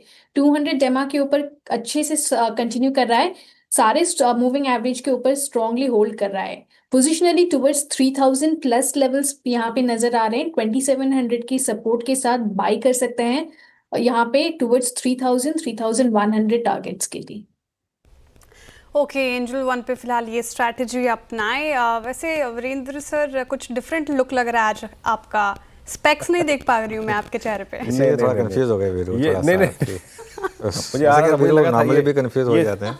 ये तीर आएगा, मुझे मालूम था ये आएगा मेरी तरफ, आने वाला है। खैर वो सोनी जी और कॉन्टैक्ट लेंस खरीद शिल्पा लिया क्या आपने? नहीं, शिल्पा जी वाला तो मैटर हमेशा रहता है, लेकिन आज मैं चश्मा भूल गया। लेकिन वैसे वीरू आपका नंबर काफ़ी कम हो गया वैसे, है ना? हाँ, कम हो गया। बाकी आंवला चल रहा है आजकल और घर में, अच्छा। तो वो रिस्टोर हो जाएगा कुछ दिनों में। हाँ, अरे वाह, अच्छी बात नाइस है। सोर्स ऑफ क्योंकि मेरे को तो सुबह उठते ही चश्मा चाहिए, उसके बिना तो मतलब भूलने का तो स्कोप ही नहीं है। तो मैं तो इनफैक्ट अनुज वैसे भी मेरे को ना टीवी पे जो बहुत दूर का फ्लैश होता था ना, बहुत दूर का फ्लैश नीचे वाला टिकर पे, वो पढ़ने में दिक्कत हो रही थी। बाकी कोई नहीं, अभी बहुत लोगों को चाहे ये सुन के शायद हंसी भी आए, मैंने ना एक अपने स्पेयर ग्लासेस रखे हैं जिनको मैं एक पर्टिकुलर जगह पे ही रखता हूँ, क्योंकि अगर मान लो मेरे मेन ग्लासेस कभी खो जाते हैं तो उनको ढूंढने के लिए भी फिर ग्लासेस चाहिए ना, तो इसके लिए फिर वो एटलीस्ट वो पता होना चाहिए कहाँ रखे हैं, तो उनको वहाँ से उठा के, तो वो बहुत स्ट्रिक्ट है। मेरा एक स्पेसिफिक जगह है, वहाँ पे मेरे स्पेयर ग्लासेस ही होंगे और आई मेक श्योर उसके बाद कि जब वो मेन ग्लासेस मिल जाएं उन स्पेयर ग्लासेस को एग्जैक्टली वहीं पे जाके वापस रख दूँ। वो थोड़ा सा वो कहते हैं ना कि याददाश्त को ठीक करने के लिए बादाम भिगो के रखे थे, अब ये याद नहीं आ रहा कि बादाम कहाँ भिगो के कहाँ भिगोए थे, ये वही वाला मामला है। बिल्कुल। चलिए अब आगे बढ़ते हैं। एंजल वन पे हम डिस्कशन कर रहे थे। एक और स्टॉक डिक्सन टेक देखें आप, रिजल्ट शानदार थे। जब हम रिजल्ट की एनालिसिस कर रहे थे, ब्रोकरेजेस की रिपोर्ट हमने पढ़ी, हालांकि थोड़ा डिवाइडेड था ब्रोकरेजेस का नज़रिया, जहां नुवामा 21,000 से ज़्यादा के यहाँ पे उन्होंने टारगेट दिए थे, वही मॉर्गन स्टैनली काफ़ी बेरिश नजर आए। लेकिन चार्ट्स पे क्या इंडिकेशन देखने को मिल रहा है? अभी तक तो उसने काफ़ी रिटर्न कमा कर दिए हैं। मानस जी आपसे जानना चाहूँगी, डिक्सन टेक देखें आप, चार्ट्स पे क्या इंडिकेशन, फिर नीरज जी से फंडामेंटली राय भी जानेंगे डिक्सन पे। देखिए 17,000 का आंकड़ा स्टॉक ने 2 बार टेस्ट किया, लेकिन उसके ऊपर सस्टेन नहीं हो पाया। आज गिरावट में 20 डे मूविंग एवरेज के नीचे फिसला है, ज्यादा वॉल्यूम देखने को मिल रहा है। तो अब अगर आज के मॉर्निंग के हाइस को स्टॉक ने ब्रेक किया, अगर 15,200 के नीचे फिसला, तो गिरावट बढ़ेगी और उस केस में आपको 14,250 तक के टारगेट देखने को मिल सकते हैं। तो अप्रोच कॉशियस रहेगी, इस गिरावट पे खरीदारी ना करें। और अगर आपने लॉन्ग पोजीशन बना रखी है तो जरूर से आज के लोस के नीचे स्टॉप लॉस जरूर लगाइए, जो कि मेरे ख्याल से 15,200 के आसपास है। कि 15,200 का एक इम्पॉर्टेंट लेवल, वो स्टॉप लॉस अगर वो ब्रीच करता है तो बिकवाली हावी होगी। नीरज जी आपसे इस पर्टिकुलर काउंटर पे राय चाहूँगी। काफ़ी डिवाइडेड रहे ब्रोकरेजेस के रिपोर्ट और राय। आप देखें जहां 21,000 के टारगेट एक्सपेक्ट कर रहे हैं एक ब्रोकरेज, वहीं मॉर्गन स्टैनली 8,000 सीधा आधा का टारगेट प्राइस उन्होंने दे दिया। दिक्कत लग रही है क्या आपको डिक्सन टेक में, या फिर सब चंगा सी? एक्चुअली नो, ये ऐसा स्टॉक है जो काफी एक्सपेंसिव चल रहा है और काफी देर से काफी एक्सपेंसिव चल रहा है, बट जब इसके नंबर्स आते हैं तो नंबर्स हमेशा बहुत अच्छे आते हैं। But as a fundamental analyst मैं इतनी हाई वैल्यूएशन पे कभी भी इन्वेस्टमेंट की सजेशन नहीं देता हूँ। हाँ, अगर कोई इस पे इन्वेस्टेड है, वो अच्छे रेट पे इन्वेस्ट करके बैठा हुआ है, आई थिंक वो एक राइड कर सकते हैं इसको, बिकॉज इसमें नीचे एक बाइक भी आ जाती है कि ये इलेक्ट्रॉनिक मैन्युफैक्चरिंग सेगमेंट या ये जो सेगमेंट है इसके अंदर ग्रोथ बहुत सॉलिड है। तो आई थिंक इन्वेस्टमेंट करने के लिए मैं सलाह नहीं दूंगा, पर अगर आप इन्वेस्टेड हैं तो आप इसमें इन्वेस्टेड रह सकते हैं। आई थिंक एक मोमेंटम इसमें जरूर बार बार आता है नीचे के लेवल से, तो आई थिंक उस मोमेंटम को राइड करने के लिए आप होल्ड कर सकते हैं। बिल्कुल। इसमें क्या हुआ ना प्रिया, आई थिंक जो मार्जिन का सरप्राइज आया था वो पूरा हवा हो गया, ये जानकर कि कहीं अगर पीएलआई बेनिफिट नहीं मिले। इसमें सारी कहानी उस मार्जिन की, टॉप लाइन की तो इनकी हमेशा अच्छी रहेगी, सारी कहानी इस मार्जिन की है कि कितना मार्जिन रहेगा, उसके बाद कितनी इसकी इनकी बॉटम लाइन आएगी, सारा के सारे का। प्लस काफ़ी चल चुका था और काफ़ी महंगा है। आज सुबह मैंने बात भी की थी कि ऊपरी लेवल पे प्रॉफिट बुकिंग आ सकती है, ऊपरी लेवल ही नहीं आया वो अलग बात है, पहले ही प्रॉफिट बुकिंग आ गई। चलिए खैर, ये तो बात हो गई इस समय डिक्सन की। चंदन तापड़े जुड़े हैं हमारे साथ, एक बार उनकी ट्रेड लेते हैं, उसके बाद 4 का चौका की शुरुआत करेंगे। चंदन, गुड आफ्टरनून। चंदन बताइए आपकी ट्रेड। बिल्कुल अनुज, गुड आफ्टरनून। देखिए बाजार में इंडेक्स में उठा पटक है, बट सेलेक्टिव डिफेंस काउंटर अच्छा परफॉर्म कर रहे हैं। तो बीएल और एचएल हमारे रेडार पे, और बीएल पे हमें खरीदारी की सलाह दूंगा। इनफैक्ट देखिए तो लगातार यहाँ पे हाई टॉप हाई बॉटम के सीक्वेंस बन रहे हैं और 2 दिन के कंसोलिडेशन के बाद वापस मोमेंटम बना है। तो 373 के सपोर्ट से हम बीएल खरीदारी की सलाह देंगे, और जिस हिसाब से प्राइस पैटर्न और ओपन इंटरेस्ट डेटा इंडिकेट कर रहे हैं, ऊपर में लगभग 395-400 तक के लक्ष्य यहाँ पे बनने चाहिए। तो बीएल ये हो गई चंदन जी की पिक। चलिए 4 का चौका की शुरुआत करते हैं। सस्ता ऑप्शन सबसे पहले हम सोनी जी से लेंगे, उसके बाद मानस जी से लेंगे एफएन सुपरस्टार, कविता जी से लेंगे चार्ट का चमत्कार, और नीरज जी से लेंगे एक मिड कैप फंडा। तो सीक्वेंस की शुरुआत करते हैं। सोनी जी, आपका सस्ता ऑप्शन। जी अनुज जी, यहाँ पे सस्ता ऑप्शन में रेकमेंड करना चाहती हूँ इंडियन होटल्स की 780 कॉल ऑप्शन मे सीरीज की। करंट प्राइस 11.5 12 इस रेंज पे बाय कर सकते हैं। स्टॉप लॉस यहाँ पे रहेगा ₹7 का, ₹7। पहला टारगेट है 20, उसका दूसरा टारगेट रहेगा 26 और 28 के दो टारगेट्स नजर आ सकते हैं। इंडियन होटल्स काफी स्ट्रांगली अपने 200 डेमा के ऊपर बाउंस किया है। इनफैक्ट हिस्टोरिकली भी वो 200 डेमा के नीचे सस्टेन करता नहीं है ज्यादा। सो वहां से जो बाउंस आया है, एक RSI पॉजिटिव डाइवर्जेंस लेकर काफी स्ट्रॉन्ग सपोर्ट नजर आ रहा है टुवर्ड्स 750, पोजिशनली टुवर्ड्स 820 840 नजर आ रहा है। सो यहाँ पे आप 780 कॉल ऑप्शन पे पार्टिसिपेट कर सकते हैं। ओके, ये हो गया सोनी जी का ट्रेड इन होटल्स का कॉल 780 का। आपको पिक करना है 1190 पे ट्रेड करता हूँ। मानस के पास चलते हैं फिर सुपरस्टार के लिए। मानस क्या पिक कर रहे हैं आप? देखिए, खरीदारी करनी है बीएल के ऑप्शन में। बीएल में फ्रेश ब्रेकआउट देखने को मिला है, तो उसके ऑप्शन में खरीदारी कर सकते हैं और कैश स्पॉट लेवल्स पे भी एक क्लियर कट ब्रेकआउट है। तो आई थिंक यहाँ पर एक कैश कॉल लेना चाहिए। 380 रुपए के प्राइस चल रहे हैं करंट लेवल्स पे। 370 के स्टॉप लॉस से 400 रुपए के लिए खरीदारी की जा सकती है। अगर चाहें तो इसके फ्यूचर में भी आप खरीदारी कर मानस जी, सकते हैं। मानस जी, जी, आप क्या कह रहे हैं? क्या क्या क्या बाय करना है यहाँ पे? बीएल की मैंने यहाँ बात की, पे मैंने की थी। अच्छा, बीएल है, ठीक है, जी। Please go ahead. तो इसके फ्यूचर में खरीदारी करेंगे। 382 रुपए के प्राइस चल रहे हैं इसके फ्यूचर के। 374 का आपको स्टॉप लॉस लगाना है और टारगेट करीब करीब 400 रुपए के रहेंगे। चाहे तो ऑप्शन ट्रेड ले लें। 380 वाला कॉल ऑप्शन 9 रुपए पे ट्रेड हो रहा है। इसमें 5 रुपए के स्टॉप लॉस से 20 रुपए के टारगेट के लिए बीएल के ऑप्शन में 380 वाले कॉल ऑप्शन में भी खरीदारी की जा सकती है। ओके, एफएन और सुपरस्टार के लिए बीईएल चुना है मानस जी ने। कविता जी, आप बताइए आपका चार्ट का चमत्कार के लिए पिक कौन सा होगा? सो डिफेंस से ही HAL होगा। बीएल का स्ट्रक्चर तो पोजिशनली भी बहुत अच्छा हुआ है, अपने 100 मंथ्स मूविंग एवरेज के ऊपर निकला है। HAL में फर्दर कैचअप होना चाहिए। 4995 के लेवल पर है और मुझे लगता है 5100 के प्राइस टारगेट के लिए 5080 5100 फॉर द इंट्राडे आप इसे देख सकते हैं। स्टॉप लॉस मेंटेन करना चाहिए 4890 का। के चलिए, तो ये इस समय डिफेंस पर ही सब दाव लगा रहे हैं। अब नीरज जी के पास चला जाए एक फंडामेंटल कॉल के लिए। नीरज जी, बताइए आपका मिड कैप फंडा ट्रेड। मेरा मिड कैप इन्वेस्टमेंट के लिए सूर्य रोशनी को मैंने सेलेक्ट किया। सूर्य रोशनी एक पाइप बिजनेस में और electronics consumer and lighting business में है। जो स्टील पाइप बिजनेस है वो इनका काफ़ी अच्छा कर रहा है। ये कंपनी डेट फ्री है, बल्कि 400 450 करोड़ का कैश है। और जो केपेक्स कर रही है वो स्टील पाइप बिजनेस में कर रही है। वो केपेक्स भी बहुत 500 करोड़ का केपेक्स है, तो कोई बैलेंस शीट पे स्ट्रेन नहीं होगा उससे वैल्यू एडेड प्रोडक्ट्स अपने बढ़ाएंगे और मार्जिन की इम्प्रूवमेंट करेंगे। तो इसके जो इन्होंने बोला है उसके हिसाब से 800 करोड़ का इबिट्टा कर देंगे इस साल में, जो ये साल चल रहा है, और 6500 करोड़ के आसपास की मार्केट कैप है। तो वैल्यूएशन वाइज भी अट्रैक्टिव है। आई थिंक साल में 30-35% की रिटर्न इसमें मिल सकती है स्टॉक में। तो इन्वेस्टमेंट के लिए मैं रिकमेंड करूंगा इसको। ओके, सूर्य रोशनी आपका ट्रेड यहाँ का, in fact not a trade, buy call. यहाँ पे थोड़ा लंबे प्रोस्पेक्टिव से सस्ता ऑप्शन सोनी पटनायक जी ने पिक किया। आज ट्रेड था उनके इंडियन होटल्स की call for a pull back trade 780 की कॉल्स 20 26 28 के लक्ष्य के लिए। मानस जी ने पिक किया आज बीएल एफएनओ सुपरस्टार और ये ट्रेड आपकी स्क्रीन पे बीएल फ्यूचर 700 के लक्ष्य के लिए। और कविता जी ने पिक किया चार्ट का चमत्कार, इनका ट्रेड रहा आज हिंदुस्तान एरोनॉटिक्स। सबका फोकस डिफेंस 5100 की यहाँ पे इन्होंने रेंज का टारगेट रखा हुआ है। और सूर्य रोशनी नीरज दिवांची का आज का मिड कैप फंडा।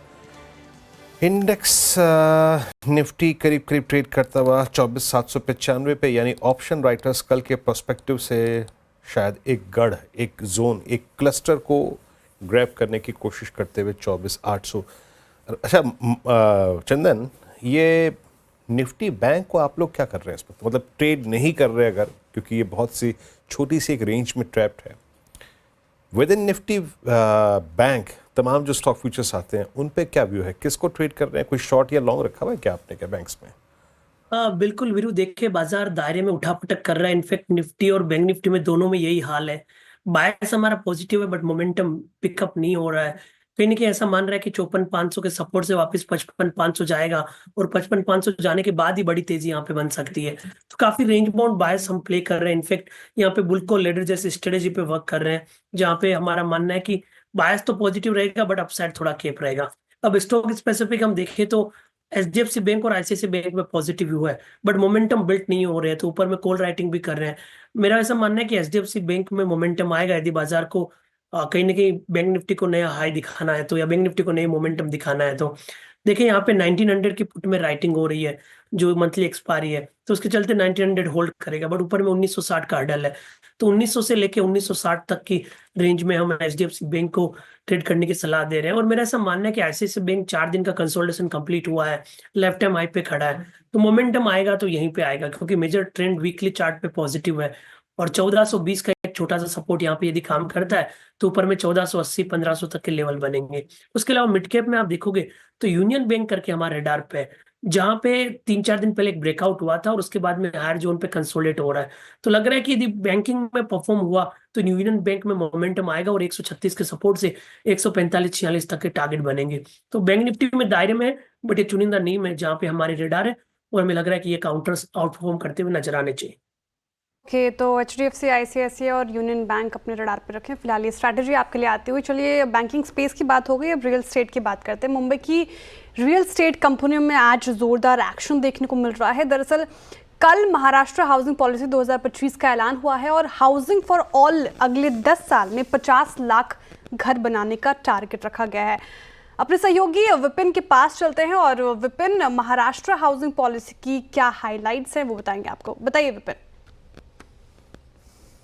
महाराष्ट्र में नई हाउसिंग पॉलिसी का ऐलान हो गया है और इस पॉलिसी का फोकस भी काफी साफ है। जैसे जैसे मैं आपको डिटेल्स बताऊंगा ये बात आपके लिए भी साफ होती चली जाएगी। नाम से शुरुआत करते हैं। पॉलिसी का नाम है मेरा घर मेरा अधिकार, तो समझ में आ रहा है यहां पर हाउसिंग पर बड़ा फोकस होने वाला है। गरीब परिवारों को घर देने का लक्ष्य, यानी कि समाज के निचले तबके को यहां पर फोकस में रखा गया है। किया क्या जाएगा? 35 लाख घर बनाए जाएंगे 2030 तक, लेकिन अगले 10 साल में 50 लाख घर बनाने का लक्ष्य यहां पर रखा गया है। यानी काफी बड़ा काम, बड़े पैमाने पे काम किया जाएगा। जाहिर सी बात है उसके लिए पैसा भी बड़ा लगेगा। तो 70,000 करोड़ का कुल निवेश यहां पर लक्ष्य रखा गया है और उसमें से महा आवास फंड 20,000 करोड़ एक सेपरेट एंटिटी के तौर पे यहां पर दिखाई देगा। 10 साल तक किराए पर घर, बाद में खरीदने का विकल्प। रेंटल हाउसिंग पर बड़ा काम होने जा रहा है महाराष्ट्र के अंदर, जहां पर अगर 10 साल तक आप एक घर को रेंट पे रहते हैं या उसमें रह लेते हैं तो बाद में उसी घर को खरीदने के विकल्प खुल जाएंगे। इसके डिटेल्स अभी आने बाकी हैं, वो भी हम आपको बताएंगे।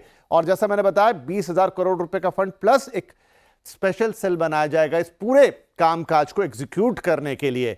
महाराष्ट्र हाउसिंग पॉलिसी की एक और बड़ी बात है कि नए घर के साथ अब स्लम रिहेबिलिटेशन, सेल्फ डेवलपमेंट, इस पर भी काफी ज्यादा जोर होगा। बहुत सारी सोसाइटीज हैं जो अब बहुत पुरानी हो गई है, वहां पर कैसे रीडेवलपमेंट का काम शुरू किया जाए। एक और पॉलिसी जो कि महाराष्ट्र की एक स्पेशल पॉलिसी है क्लस्टर रीडेवलपमेंट की, जहां पर अलग अलग सोसाइटीज को उनकी जमीन को इकट्ठा लाकर रीडेवलपमेंट किया जाता है। तो पीपीपी मॉडल पे काम होगा, स्लम फ्री बनाने पर जोर होगा। इंडस्ट्रियल एरिया में 10 से 30% जमीन कर्मचारियों के लिए होगी। इससे क्या होगा? इससे वॉक टू वर्क जो कल्चर है उसको बढ़ावा मिलेगा, ज्यादा ट्रैवल नहीं करना पड़ेगा लोगों को। इन्वायरमेंट फ्रेंडली और मॉडर्न बिल्डिंग्स बनाई जाएंगी, यानी जो नेचर को सूट करे। और साथ में मॉडर्न बिल्डिंग से यहां पर मतलब है कि जो कैलेमिटीज को झेल पाए, मसलन कभी सुनामी का डर हो या कभी भूकंप का कोई प्रॉब्लम हो, इसको सस्टेन कर पाए, ऐसी बिल्डिंग्स, फ्यूचर रेडी बिल्डिंग्स बनाई जाएगी।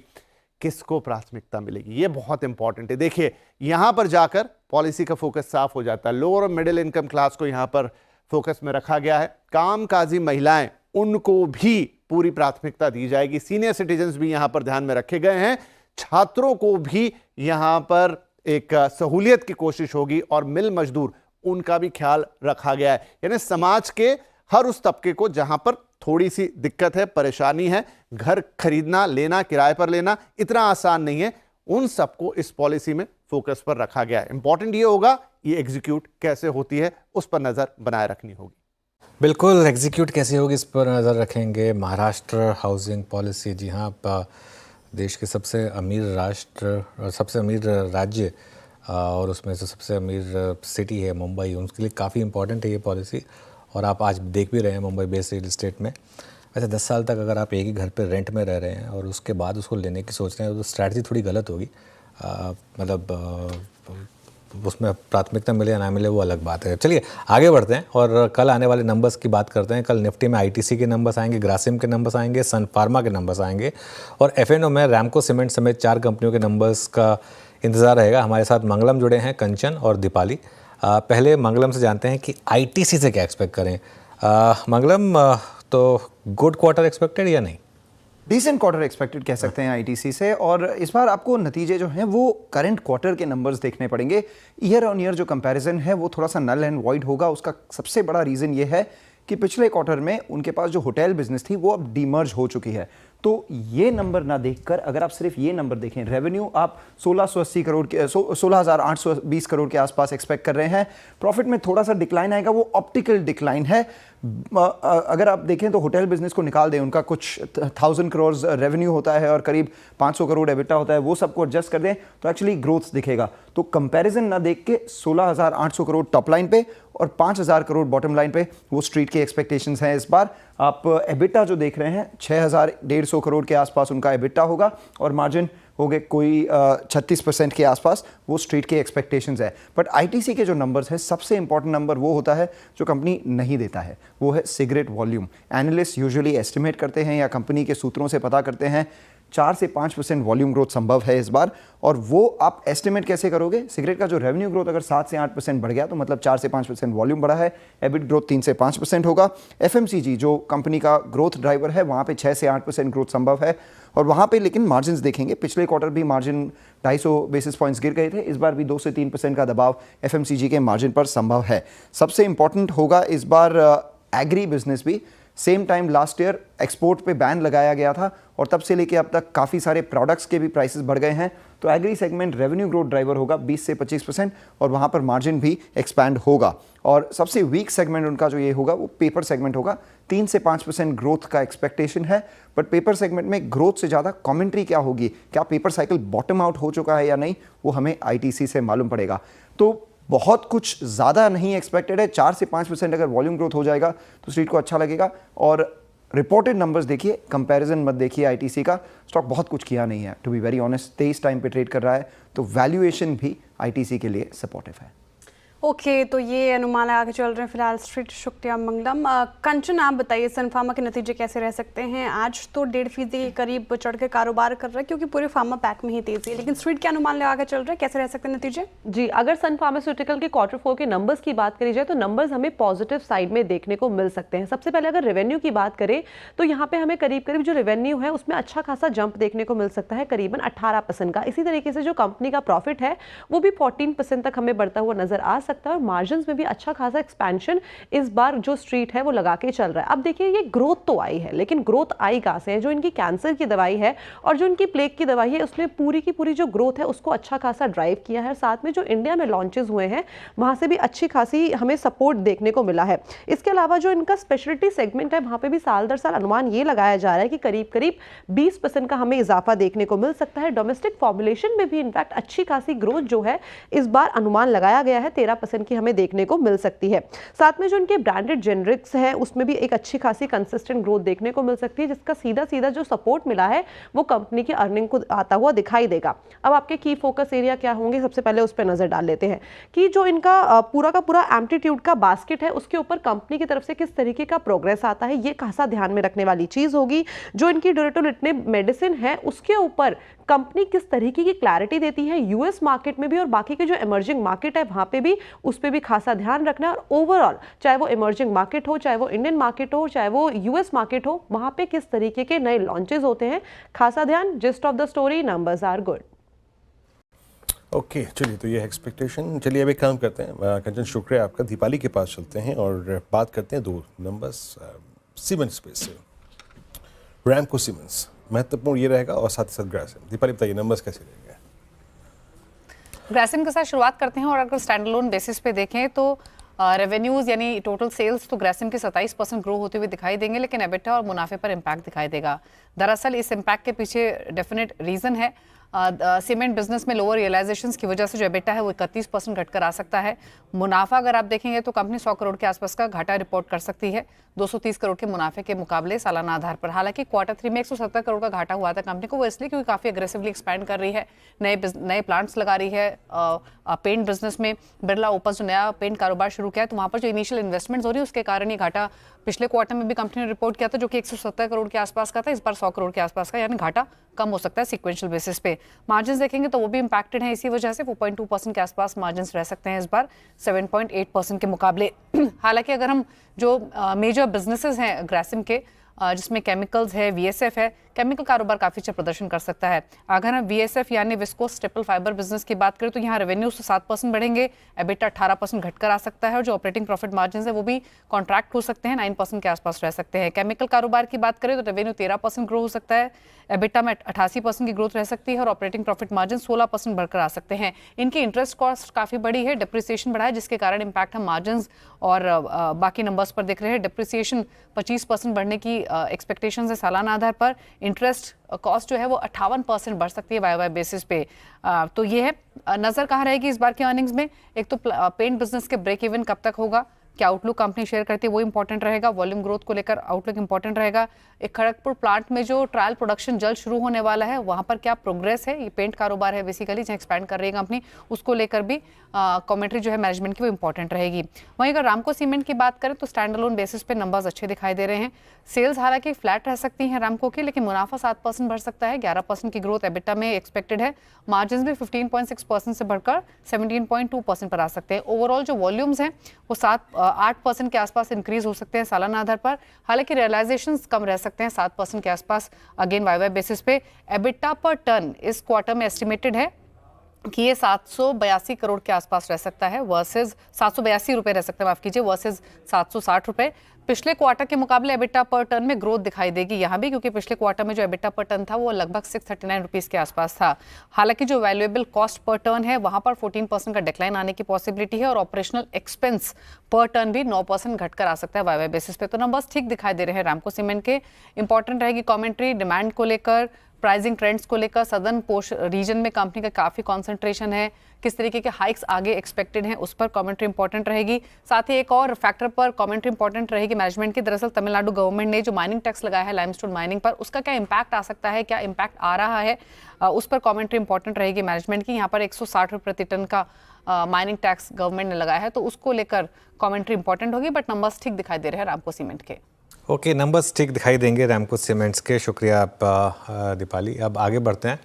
बाज़ार में इस समय अच्छी रफ्तार दिख रही है, लेकिन एफआईएस की कल की बड़ी बिकवाली ने थोड़ी चिंता बढ़ाई है। ऐसे में बाज़ार में अब क्या स्ट्रैटेजी अपनानी होगी, किन सेक्टर्स पर फोकस करना होगा, इन सब के लिए हमारे साथ बिग मार्केट वर्सेस जुड़े हैं कंप्लीट सर्कल के मैनेजिंग पार्टनर और CIO गुरमीत चड्ढा। गुरमीत जी, गुड आफ्टरनून। बताइए, इस समय कल जो मार्केट में एकदम से भूचाल आया और हमने 10,000 करोड़ का FI का सेल नंबर देखा, थोड़ा आपका भी माथा ठनका क्या कि हुआ क्या, और अब इस समय मार्केट पर क्या भी होगा? नहीं अनुज, ज़्यादा नहीं, बट आप देखिए फ्राइडे को 8,800 करोड़ का बाई भी था, हालांकि उसमें भारती का ब्लॉक था। और बट आपने जो सुबह एनालिसिस किया था वो सटीक था कि खाली कैश में बिकवाली नहीं थी, इंडेक्स फ्यूचर्स में भी थी। और एक चीज़ मैंने अनुज देखी है, जब भी ये बॉन्ड यील्ड बहुत ज़्यादा शार्पली बढ़ती है यूएस में, तो ये इमर्जिंग मार्केट पे थोड़ा प्रेशर आता है। जब भी ये 30 ईयर 5 क्रॉस करता है और 10 ईयर करीबन 4.5 क्रॉस करता है, कुछ पैसा वहां जाता है, क्योंकि मार्क टू मार्केट गेन बन सकता है ट्रेजरी में। और डॉलर इंडेक्स अभी 100 के आसपास आ गया है, तो कुछ जो सॉवरेन फंड्स होते हैं, यूनिवर्सिटीज होती हैं, पेंशन फंड्स होते हैं, उनको 5% यील्ड अट्रैक्ट करेगा डॉलर टर्म्स में यूएस ट्रेजरी का। तो वो कुछ मूवमेंट हुआ होगा। बट अगर आप ग्रेजुअली देखिए पिछले 8-9 सालों से, तो 22-23% का FI आज 16% के आसपास है और DIs एक्सीड कर गए। तो आई थिंक ये ट्रेंड मुझे लगता है कंटिन्यू रहने वाला है फ्यूचर में। हम बस ये चाहेंगे कि बिकवाली ज्यादा ना हो, आए तो ऑब्वियसली वेलकम है ओपन आर्म से। और मेरा मेन कंसर्न अनुज सेल बाय फिगर से ज्यादा अर्निंग्स पे है। मुझे लगता है कहीं ना कहीं अर्निंग्स को कैचअप करना पड़ेगा, क्योंकि अभी तक जितने भी नंबर आए हैं, अगर आप ब्रॉडर देखें, निफ्टी में करीबन 8-8.5% EPS ग्रोथ है, ब्रॉडर मार्केट में भी लगभग 10 के आसपास ही है। अगर आप 20 टाइम्स अर्निंग में और EPS ग्रोथ 10-11 आएगा, तो वैसे भी बाजार 25,000 के ऊपर सस्टेन करेगा, तो फिर परेशानी वाली बात है। ओके, गुरमीत, एक डिफेंस में हमने बहुत मैसिव आउट परफॉर्मेंस देखी है। निफ्टी डिफेंस इंडेक्स पिछले एक महीने में 25% से ज़्यादा भागा है। क्या थोड़ा डर लग रहा है इन लेवल्स पर? क्या मार्केट 10 साल की अर्निंग्स एक साथ प्राइसिंग करने की कोशिश कर रहा है, या फिर ठीक है ये मूव इस तरीके का? नहीं, अगर कुछ पॉकेट्स में मुझे लगता है जायज़ है, क्योंकि देखिए इमरजेंसी परचेज जब अनाउंस किया गवर्नमेंट ने कि 40,000 करोड़ का और होगा, तो बाजार ने प्राइसिंग शुरू करना किया कि कहाँ कहाँ पे होगा। मिसाइल सेगमेंट में होगा तो भारत इलेक्ट्रॉनिक्स आप देखिए 300 से आज 370 380 है। पिनाका रॉकेट्स लॉयटरिंग एम्यूनेशन पे होगा तो सोलार इंडस्ट्रीज के नतीजे भी अच्छे आए। कमेंट्री भी अच्छी थी, आज की डिफेंस ऑर्डर बुक जो है लगभग डबल हो जाएगी इस साल, और हर क्वार्टर पिनाका सेकेंड क्वार्टर से कंट्रीब्यूट करने लगेगा, तो आज स्टॉक ने एक नया हाई बनाया। हमने वो चीज़ जेन टेक्नोलॉजी में देखी, 5-6 दिन लगभग 5% सर्किट में रहा, क्योंकि वो सिमुलेटर्स में है, एंटी ड्रोन सिस्टम्स में है, सर्वेलेंस में है। तो मुझे लगता है स्टॉक स्पेसिफिक मूवमेंट कुछ स्टॉक्स में शायद जस्टिफाइड थी, पर कुछ स्टॉक जो पूरा ऑल इंडेक्स चलता है तो कई बार, जैसे हमने वो पीएसयू में भी देखा था पिछले साल जब सारे पीएसयू चलना शुरू हो गए थे, कुछ पॉकेट्स में आपको कॉशन एक्सरसाइज करना है। दूसरा, रिटर्न एक्सपेक्टेशन थोड़ा सा रीसेट करना है, क्योंकि ये बिजनेस लंपी है। ऑर्डर बुक प्राइसिंग हो जाएगी, एग्जीक्यूशन साल 2 3 5 साल में होगा। तो एक स्टेज आएगी जब ये फिर से कंसोलिडेट करेगा, बट सिलेक्टिव जगह मुझे लगता है अभी भी अपॉर्चुनिटी है। और अनुज आप देखिए पिछले साल $2.7 ट्रिलियन का ग्लोबल मिलिट्री स्पेंड है, और पिछले साल 9% बढ़ा था। इस साल कम से कम 12 से 15% बढ़ेगा। और अगर आप 2 साल का 10-12% ग्रोथ लें ग्लोबल मिलिट्री स्पेंड में, तो ये लगभग लगभग 600-700-800 बिलियन डॉलर अपॉर्चुनिटी है इंक्रीमेंटल, जिसमें से और इंडिया का रियल टाइम टेस्टिंग हुआ है जो हमारी इंडिजिनियस टेक है, और कुछ जगह कमाल किया है भारत ने। तो मुझे ऐसा लगता है कि एक्सपोर्ट एक बहुत बड़ी अपॉर्चुनिटी है जो सरप्राइज कर सकती है कुछ पॉकेट्स में। तो आप न्यूट्रल रहिए और मत ऐड करिए, बट बिल्कुल अंडरवेट भी मत होइए। ओके, गुरमीत जी, गुड आफ्टरनून। जब पहले हम बात करते डिफेंस पैक को लेकर, जब पिछली बार आपसे बात हुई थी मेरी, तो आपने कहा था सिलेक्टिव अप्रोच अपनाएं, और अभी भी आप वही कह रहे हैं। सवाल ये कि क्या अप्रोच रखें डिफेंस में, कैसे सिलेक्टिव हो, क्या पैरामीटर्स आप डिसाइड कर रहे हैं? ड्रोन्स की तरफ थोड़ा झुकाव ज़्यादा होगा, इसको थोड़ा समझना चाहूँगी मैं। हमने पूरा वैल्यू चेन ब्रेकअप किया है श्रेया। हमारे पास सोलार इंडस्ट्रीज मेरे पास करीबन लगभग 9-10 साल से है, तो मतलब ये भी very lucky to hold the stock. 3 digit से आज 5 डिजिट है। हमने HAL और BL ऐड किया था डिफेंस में, आई थिंक दोनों ने अच्छा किया, और हमारे पास जेनटेक है। ये 4 हमारे पास है, और लगभग लगभग 14-15% वेटेज है पोर्टफोलियो में डिफेंस का। देखिए अगर आपको थोड़ा फॉरवर्ड लुकिंग होना है 3-5 साल में, तो आपको उन सेक्टर्स में वेट बढ़ाना पड़ेगा जो अंडर रिप्रेजेंटेड है इंडेक्स में, और आगे रिप्रेजेंटेशन बढ़ेगा। तो फाइनेंशियल्स क्या 33% रहने वाला है फ्यूचर में निफ्टी में वेटेज? आंसर मुझे लगता नहीं है। नॉन फाइनेंशियल जैसे कैपिटल मार्केट प्ले हैं, ये इनका वेटेज बढ़ सकता है, डेफिनेटली बढ़ सकता है। तो आपको exchange, depository, RTA, AMC, broking ये डालना चाहिए पोर्टफोलियो। सिमिलरली डिफेंस का वेटेज 5% है, और हम अब एक्सपोर्टर हो गए हैं, 90% इम्पोर्टर से 10 साल में, तो इसका वेटेज बढ़ेगा। तो आपको वेटेज थोड़ा सा 5-6% से ज्यादा रखना चाहिए। डिफेंस में हमने मैपिंग करी एयरक्राफ्ट बेसिस पे, तो हमने HAL लिया, भारत इलेक्ट्रॉनिक्स, क्योंकि इलेक्ट्रिक सेंसर्स, रेडार सब सब कंट्रीब्यूट करता है, प्लस ब्रह्मोस है, ड्रोन्स है। तो हमने BL लिया। वैल्यूएशन BL का थोड़ा रीजनेबल था, बीच में थोड़ा अंडर परफॉर्मेंस था। जेन हमने इसलिए लिया कि करीबन करीबन 23-24 पेटेंट है कंपनी का। स्टॉक जरूर महंगा है, और आपने 2600 भी देखा है स्टॉक ने, और 1100 भी देखा 6 महीने के अंदर। तो हाई वोलेटाइल स्टॉक है, बट ऑर्डर बुक बहुत अच्छी है, और सरप्राइज कर रही है क्वार्टर ऑन क्वार्टर। तो ये 4 तरीकों से हमने वैल्यू चेन ब्रेक करके एक्सपोजर लिया डिफेंस में। ये एक्सप्लेन किया आपने एग्जैक्टली। अगर आप देखें आपके बाइंग पैरामीटर्स क्या है डिफेंस में। गुरमीत जी, गुड आफ्टरनून, वीरेंद्र बोल रहा हूँ। अभी थोड़े 2 स्पेस मुझे अच्छे लगते हैं। एक पहले लेता हूँ मैं बैंकिंग में PSU बैंक्स में वाइब्रेशंस हैं, वाकई डिफरेंट है इस बार। Look at Union Bank of India, Canara bank and Bank of India, post numbers बहुत अच्छा मूव दिया है। आपने कुछ शॉपिंग करी है इस स्पेस में जो कि आपके वैल्यूएशन पैरामीटर्स में एडजस्ट हो रहा हो, कंफर्टेबल हो? नहीं, हमने PSU बैंक में सिर्फ SBI है हमारे पास वीरू जी। रीजन मैं आपको बताता हूँ। देखिए आपको 2-3 पैरामीटर्स बैंक में देखने पड़ेंगे, मैं बैंकर हूँ, कि कहाँ पे return on asset ROA expand हो रहा है, और ROE 17-18% आ सकता है। तो अगर आप PSUs देखेंगे तो शायद ही कोई आपको PSU बैंक दिखेगा जिसका 2% ROA हो और 16-18% ROE हो। तो टैक्टिकली आप ये कॉल ले सकते हैं कि कोई आपको लेस देन बुक मिल रहा है, जैसे PNB है या बैंक ऑफ बड़ौदा है, बिलो बुक है, और अगर आरबीआई एक बड़ा डिविडेंड देता है कल और यील्ड नीचे आती है और रेट कट होता है तो शायद टेक्निकल बाउंस आपको देखने को मिले, तो आप ट्रेडिंग कॉल ले सकते हैं पोर्टफोलियो में। बट फंडामेंटली अगर आपको होल्ड करना है तो आपको आरओई 16-18% चाहिए। वो हमें अभी 3 बैंक में दिखता है। एचडीएफसी वापस आ रहा है, मर्जर वाले ब्लूज खत्म हो रहे हैं, लिक्विडिटी इंप्रूव हो रही है, वापस से कासा मोबिलाइजेशन बढ़ रहा है और थोड़ा सा पहली बार कमेंट्री एग्रेसिव लगी मुझे, मार्केट शेयर गेन करना वाली लगी, जो कि थोड़ी सबड्यूड लग रही थी पिछले 2-3 क्वार्टर से। आईसीआईसीआई बैंक आप देखिए पिछले क्वार्टर सरप्राइजिंगली उनका क्रेडिट कॉस्ट बढ़ने के बावजूद निम एक्सपैंड हुआ। एसेट क्वालिटी गोल्ड स्टैंडर्ड है, 15-16% ग्रो कर रहे हैं, मतलब मार्केट शेयर ऐड करते जा रहे हैं, क्योंकि इंडस्ट्री का क्रेडिट ग्रोथ तो 10-11% है। तो और सारे पैरामीटर्स में मुझे लगता है आईसीआईसीआई लीड कर रहा है और आगे भी लीड करेगा। और एक हमने फेडरल बैंक लिया है क्योंकि वहाँ लीडरशिप चेंज है, बुक वैल्यू पे मिल रहा है, और मैं पर्सनली मिस्टर मनियन को लेके मेरे मन में बहुत रिस्पेक्ट है। उन्होंने जो कोटक में काम किया है 20 साल से ऊपर, वो काबिल तारीफ है। तो अगर वो टर्न अराउंड कर पाए, कल्चर बदल पाए, बैंक में कल्चर बदलना बहुत इंपॉर्टेंट है। और स्पेशली जब आप छोटे बैंक में जाते हैं जो रीजनल बैंक होता है, जैसे फेडरल साउथ बेस ज्यादा है, तो कल्चर चेंज करना आसान नहीं होता। अगर वो टर्न अराउंड कर पाए तो ये बैंक भी बहुत अच्छा कर सकता है। अच्छा गुरमीत जी, रियल एस्टेट एंसिलरी स्पेस में होम इम्प्रूवमेंट में प्राइस डैमेज काफ़ी सीवियर था, हालांकि पॉलीकैब में नहीं था उतना। बाकी लुक एट एस्ट्रल, और कुछ बाय किया आपने इस स्पेस में? नहीं, अभी वीरू जी हम सीमेंट स्टॉक्स देख रहे हैं क्योंकि बहुत टाइम बाद कंसोलिडेशन देखने को मिल रहा है, प्राइस हाइक्स थोड़े थोड़े देखने को मिल रहे हैं, कैपेसिटी यूटिलाइजेशन देखने को मिल रहा है। साउथ में भी थोड़ा सा कैपेसिटी यूटिलाइजेशन बढ़ा है और ये क्वार्टर अच्छा होता है यूजुअली, ये वाला क्वार्टर सीमेंट के लिए, क्योंकि इसके बाद फिर मानसून वाला क्वार्टर आता है। वैल्यूएशंस रीजनेबल हो गए हैं क्योंकि लंबा कंसोलिडेशन आया है और एक प्राइसिंग डिसिप्लिन है, प्लस जो इनपुट कॉस्ट है, जो रॉ मटेरियल है, वहां पे सॉफ्टनिंग हुई है, चाहे वो फ्यूल है, एनर्जी। तो प्राइस हाइक है, कैपेसिटी यूटिलाइजेशन बेटर है, थोड़ा कंसोलिडेशन है, तो ये अच्छा ऑर्डर करता है और गवर्नमेंट एक्सपेंडिचर बढ़ रहा है। तो सीमेंट पे क्योंकि वैल्यूएशन कंफर्ट है और प्राइसिंग डिसिप्लिन है, मुझे लगता है सीमेंट में आउट परफॉर्मेंस आ सकता है।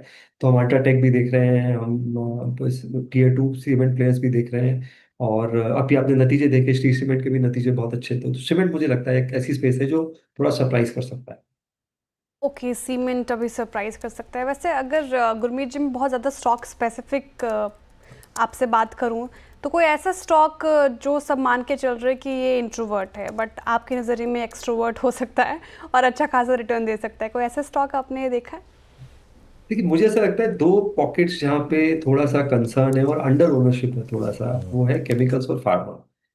केमिकल्स क्योंकि 2 साल लगभग वॉश आउट रहे हैं सभी के, एक आध एक्सेप्शन होगा, एग्रोकेमिकल में तो और ज्यादा हालत खराब हुई है। वहां पे आपको कुछ अपॉर्चुनिटीज देखने को मिल सकती है क्योंकि प्राइस में है, वैल्यूएशन बहुत रीजनेबल है। तो यहाँ पे हमने कुछ स्टॉक्स ऐड करें। एक कंपनी हमें अच्छी लगती है, वो जेजी केमिकल्स है, ये जिंक में है और जिंक रिसाइकलिंग में भी है, एंड यूज इसका टायर है और ऑटो और भी रिलेटेड इंडस्ट्री है। डेट फ्री कंपनी है, फ्री कैश फ्लो जनरेट करती है, बहुत रीजनेबल नंबर, बहुत अच्छा है। लगभग प्रॉफिट मुझे लगता है यहाँ से भी 50-60% बढ़ सकता है, और क्योंकि केमिकल अंडर ओन्ड है तो वैल्यूएशन मल्टीपल लो है। और फार्मा में मुझे लगता है अगर ये कोविड का बढ़ता है, क्योंकि पॉजिटिविटी रेट बढ़ रहा है, हॉस्पिटलाइजेशन नहीं बढ़ रहे हैं, तो फार्मा में इन जनरल आपको थोड़ा सा, जो आईपीएम डेटा भी शायद सजेस्ट करेगा 1-2 क्वार्टर में, स्पेशली जो ब्रांडेड जेनरिक्स हैं जिनका रेस्पिरेटरी पोर्टफोलियो अच्छा है, वहां पे थोड़ा सा मूवमेंट आपको फार्मा में देखने को मिल सकती है। प्लस सीडीएमओ एक बहुत बड़ी अपॉर्चुनिटी है, वो तो बहुत स्ट्रक्चरल है 3-5 साल। तो ये 2 पॉकेट्स हैं, मुझे ऐसे लगता है कि काफी अंडर ओन्ड है, थोड़ा प्लस टैरिफ्स का भी इशू है फार्मा में कि आएगा नहीं आएगा। तो आप तो अगर शॉर्ट टर्म पे ले सकते हैं तो यहाँ रिस्क रिवॉर्ड बहुत अच्छा है। अच्छा गुरमीत, एक बात आप हर बार बोलते हैं जब भी बात होती है आपसे कि मैं बैंकर रह चुका हूँ, क्या मिस तो नहीं करते आप बैंकर होना? नहीं यार जी, मैं तो क्या है, क्योंकि जहाँ आप होते हैं आपका सर्कल ऑफ कॉम्पिटेंस होता है, तो आप हाँ उसको ज्यादा ले लेते हैं। तो एचडीएफसी बैंक आपको पता ही है, मैंने काफी पेन लिया है 3-4 साल जो हाँ स्टॉक ने अच्छा हाँ, नहीं किया। नहीं क्या तो चीज़ है, मैं मजाक में कह रहा था। अच्छा, सीमेंस 5% ऊपर है आज, एबीबी में हमने बहुत शानदार मूव देखे हैं आज, ये हमारा स्पॉटलाइट में भी था। इस पूरे सेक्टर में जिस तरीके की पोस्ट बजट कोलैप्स आया था, अब क्या आपको लग रहा है कि वापस रैली बढ़ सकती है, और इसके पीछे वजह क्या है? क्या आपको लग रहा है कि वो जो स्केयर था मार्केट में शायद ओवरडन था, कंपनी की कमेंट्रीज भी ठीक ठाक रही हैं, यहाँ पर क्या भी होगा आपका? तो अनुज, एक तो क्योंकि गवर्नमेंट ने कैपेक्स टारगेट मीट नहीं किया था जनवरी तक, तो एक वो ओवरहैंग था।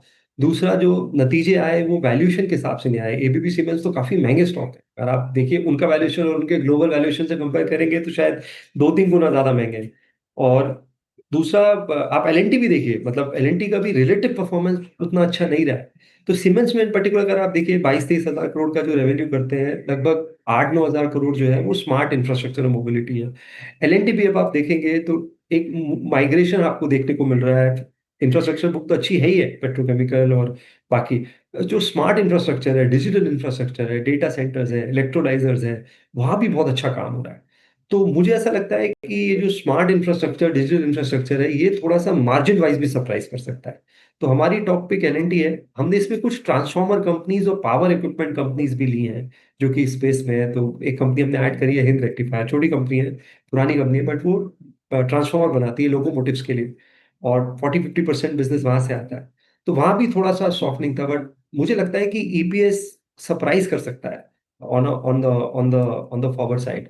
तो ये 2-3 स्टॉक्स हमने ऐड करे, वेटेज बढ़ाया है, एलएनटी और हिंद रेक्टिफायर्स अपने पोर्टफोलियो। ओके, ये आपके दो अगर आप देखें प्रीफर्ड स्टॉक जो आपने पिक भी किए हैं। गुरमीत, बहुत बहुत शुक्रिया, आप इस कार्यक्रम में शामिल हुए, सभी सेक्टर्स पर अपनी राय रखी आपने, बहुत बहुत शुक्रिया।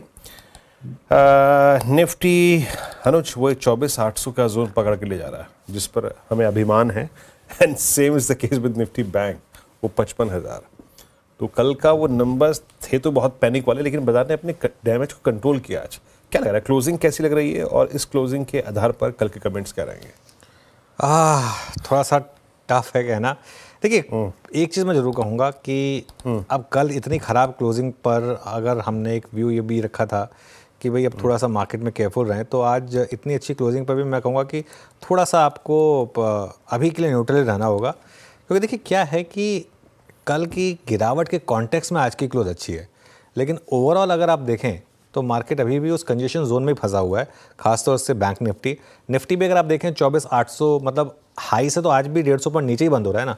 हाई तो 24,950 था, हाँ एकदम लो से रिकवरी अच्छी आई, लेकिन हाई और लो के एग्जैक्ट बीचों बीच बंद हो रहा है, उतना ही हाई से नीचे उतना ही लो से नीचे निफ्टी, और एक इनसाइड बार भी बनाया आपने आज। तो उस हिसाब से मेरा ये मानना है कि आप इसको एक दिन और दें, एक दिन और न्यूट्रल रहें।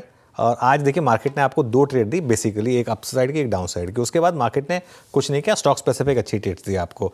कल अगर आपने 24,950 क्रॉस किया जो आज का हाई है, तो मुझे लग रहा है कि वो फिर मार्केट के लिए बड़ा पॉजिटिव होगा, तब हम थोड़ा सा वापस एक पॉजिटिव व्यू रखेंगे। और इन सब में मुझे तंग कर रहा है बैंक निफ्टी। फिर से एक बार देखिए आप, बैंक निफ्टी का क्लोज जो है वो थोड़ा रिलेटिवली म्यूटेड है, हालांकि 55,000 के ऊपर है, लेकिन हाई 55,300 से ऊपर था, तो थोड़ा सा वो तंग कर रहा है। मिड कैप में रौनक वापस लौटी है, तो वो एक अच्छी स्पेस है। और जिस तरीके से वो सब जितने भी अर्स्टवाइल लीडरशिप स्टॉक्स थे वहाँ पर तेज़ी वापस लौटी है, चाहे डिफेंस हो, रेलवे हो, एस्ट्रल जैसे स्टॉक्स हो, एंजल वन जैसे स्टॉक्स हो, तो वो एक तरीके से एक मार्केट के लिए पॉजिटिव सिग्नल है। लेकिन ठीक है, एक दिन और देके देखते हैं। ऐसा नहीं होगा कि कल आपको सीधा मतलब मार्केट आपके हाथ से निकल जाएगा। कल गैप अप भी हुआ तो भी अपॉर्चुनिटी होगी, एटलीस्ट एक कंफर्मेशन मिल जाए कि अब मार्केट में जो कल था वो एक वन ऑफ था और मार्केट आगे बढ़ने को तैयार है। चलिए अब यतिन के पास चलते हैं डीलिंग रूम चेक के लिए, उसके बाद बीटीएसटी की शुरुआत करेंगे। Yatin, good afternoon. Good afternoon. 2 stocks जो आज फोकस में हैं, सेल और आज मेटल स्टॉक्स में बाइंग देखने को मिल रही है, शॉर्ट कवरिंग का मूड है। सेल में पर्टिकुलरली बात करें तो ओपन इंटरेस्ट का डेटा क्लियरली सजेस्ट कर रहा है कि शॉर्ट कवरिंग देखने को मिल रही है काउंटर में। इनफैक्ट यहाँ डीलर्स 126-128 तक के टारगेट्स के लिए बीटीएसटी की रणनीति बता रहे हैं। और मेटल स्टॉक्स में ऐसे भी चाइनीज़ फैक्टर्स की वजह से आपको ओवरऑल मूड पॉजिटिव देखने को मिल रहा है। हालांकि सिप्ला ये एक फार्मा स्टॉक है जो ऑफ डेज हाई है, और यहाँ यूबीएस की जो रिपोर्ट आई है वो सजेस्ट कर रही है कि एब्रेक्सेन जो इनका एक बड़ा प्रोडक्ट था यूएस मार्केट्स के लिए, वहाँ एक चाइनीज़ कॉम्पिटिटर को इनसे पहले अप्रूवल मिल गया है। Q2 में कंपनी जो है ये प्रोडक्ट लॉन्च करने वाली थी, जो शायद अब नहीं हो पाएगा। और सिप्ला एक काउंटर है जहाँ डीलर्स को लगता है कि 30 से 40 रुपये तक की डाउनसाइड देखने को मिल सकती है। तो ये एक स्टॉक है जहाँ डीलर्स एसटीबीटी की एडवाइस दे रहे हैं। ओके, चलिए तो ये इस समय डीलिंग रूम से एडवाइस आती हुई जो यतिन ने पिक किया। आगे बढ़ते हैं और बीटीएसटी की शुरुआत करते हैं। गाबा सर बताइए क्या कैरी करें कल के लिए? आई थिंक ध्यान देना चाहिए सीमेंस पर, लॉन्ग साइड ट्रेड करा है 3289 पर सीमेंस, टॉप लगाना चाहिए 3250, 3940 रुपीज का स्टॉप हो। ऑन द अपसाइड जो टारगेट होगा 3400 के पॉसिबल है सीमेंस लॉन्ग। ओके, सीमेंस अभी 3256 पे हमने बात की थी इस पर, 32.90 का भाव दिखा दिया। क्या गजब चला ये क्लोजिंग में, और स्पेशली 230 के बाद। चंदन, आपका ट्रेड?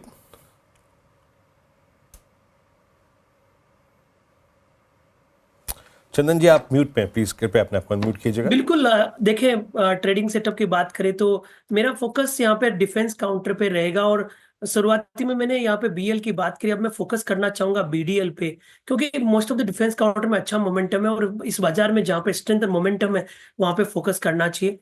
तो बीडीएल पे खरीदारी की सलाह रखेंगे।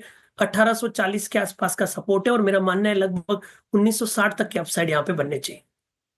160 तक के टारगेट देख रहे हैं बीडीएल में, भारत डायनेक्स में। चंदन जी, कविता जी, आप बताइए कल के लिए क्या पिक कर रही हैं? सो कैपिटल गुड्स से एबीबी ने एक अच्छा रेक्टेंगल बॉटम फॉर्मेशन का ब्रेकआउट दिया है, तो यहाँ मूव एक्सटेंड होने चाहिए। For the price target of 5950, 6000 तक के प्राइस टारगेट के लिए आप एबीबी पर एक बाय ट्रेड ले सकते हैं। स्टॉप लॉस मेंटेन करना चाहिए 5820 का। ओके, मानस, आप क्या ट्रेड लेके जाना पसंद करेंगे कल के लिए?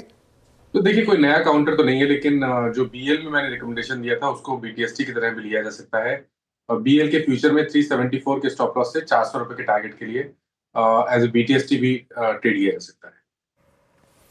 ओके, बीएल लग रहा है पूरे गांव की पसंद आज बीएल है ना।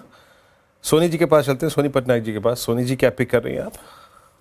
वीरेंद्र जी, बीटीएसटी रिकमेंडेशन रहेगा बीपीसीएल में। यहाँ पे 317 316 रेंज पे बाय कर सकते हैं फ्यूचर्स पे। 312 स्टॉप लॉस रहेगा। पहला टारगेट है 323, दूसरा टारगेट रहेगा 328। ओके, तो फिलहाल ये ट्रेड्स हो गई अभी तक के लिए। अब चलते हैं आगे, और अप्रैल से एफआईज की खरीदारी बढ़ती दिख रही है, और मई में अब तक आप बात करें तो इक्विटी में विदेशी निवेशकों ने करीब 15,000 करोड़ की खरीदारी की है। एफआईज की खरीदारी और बिकवाली का ट्रेंड बताने के लिए मिताली जुड़ी हुई हैं।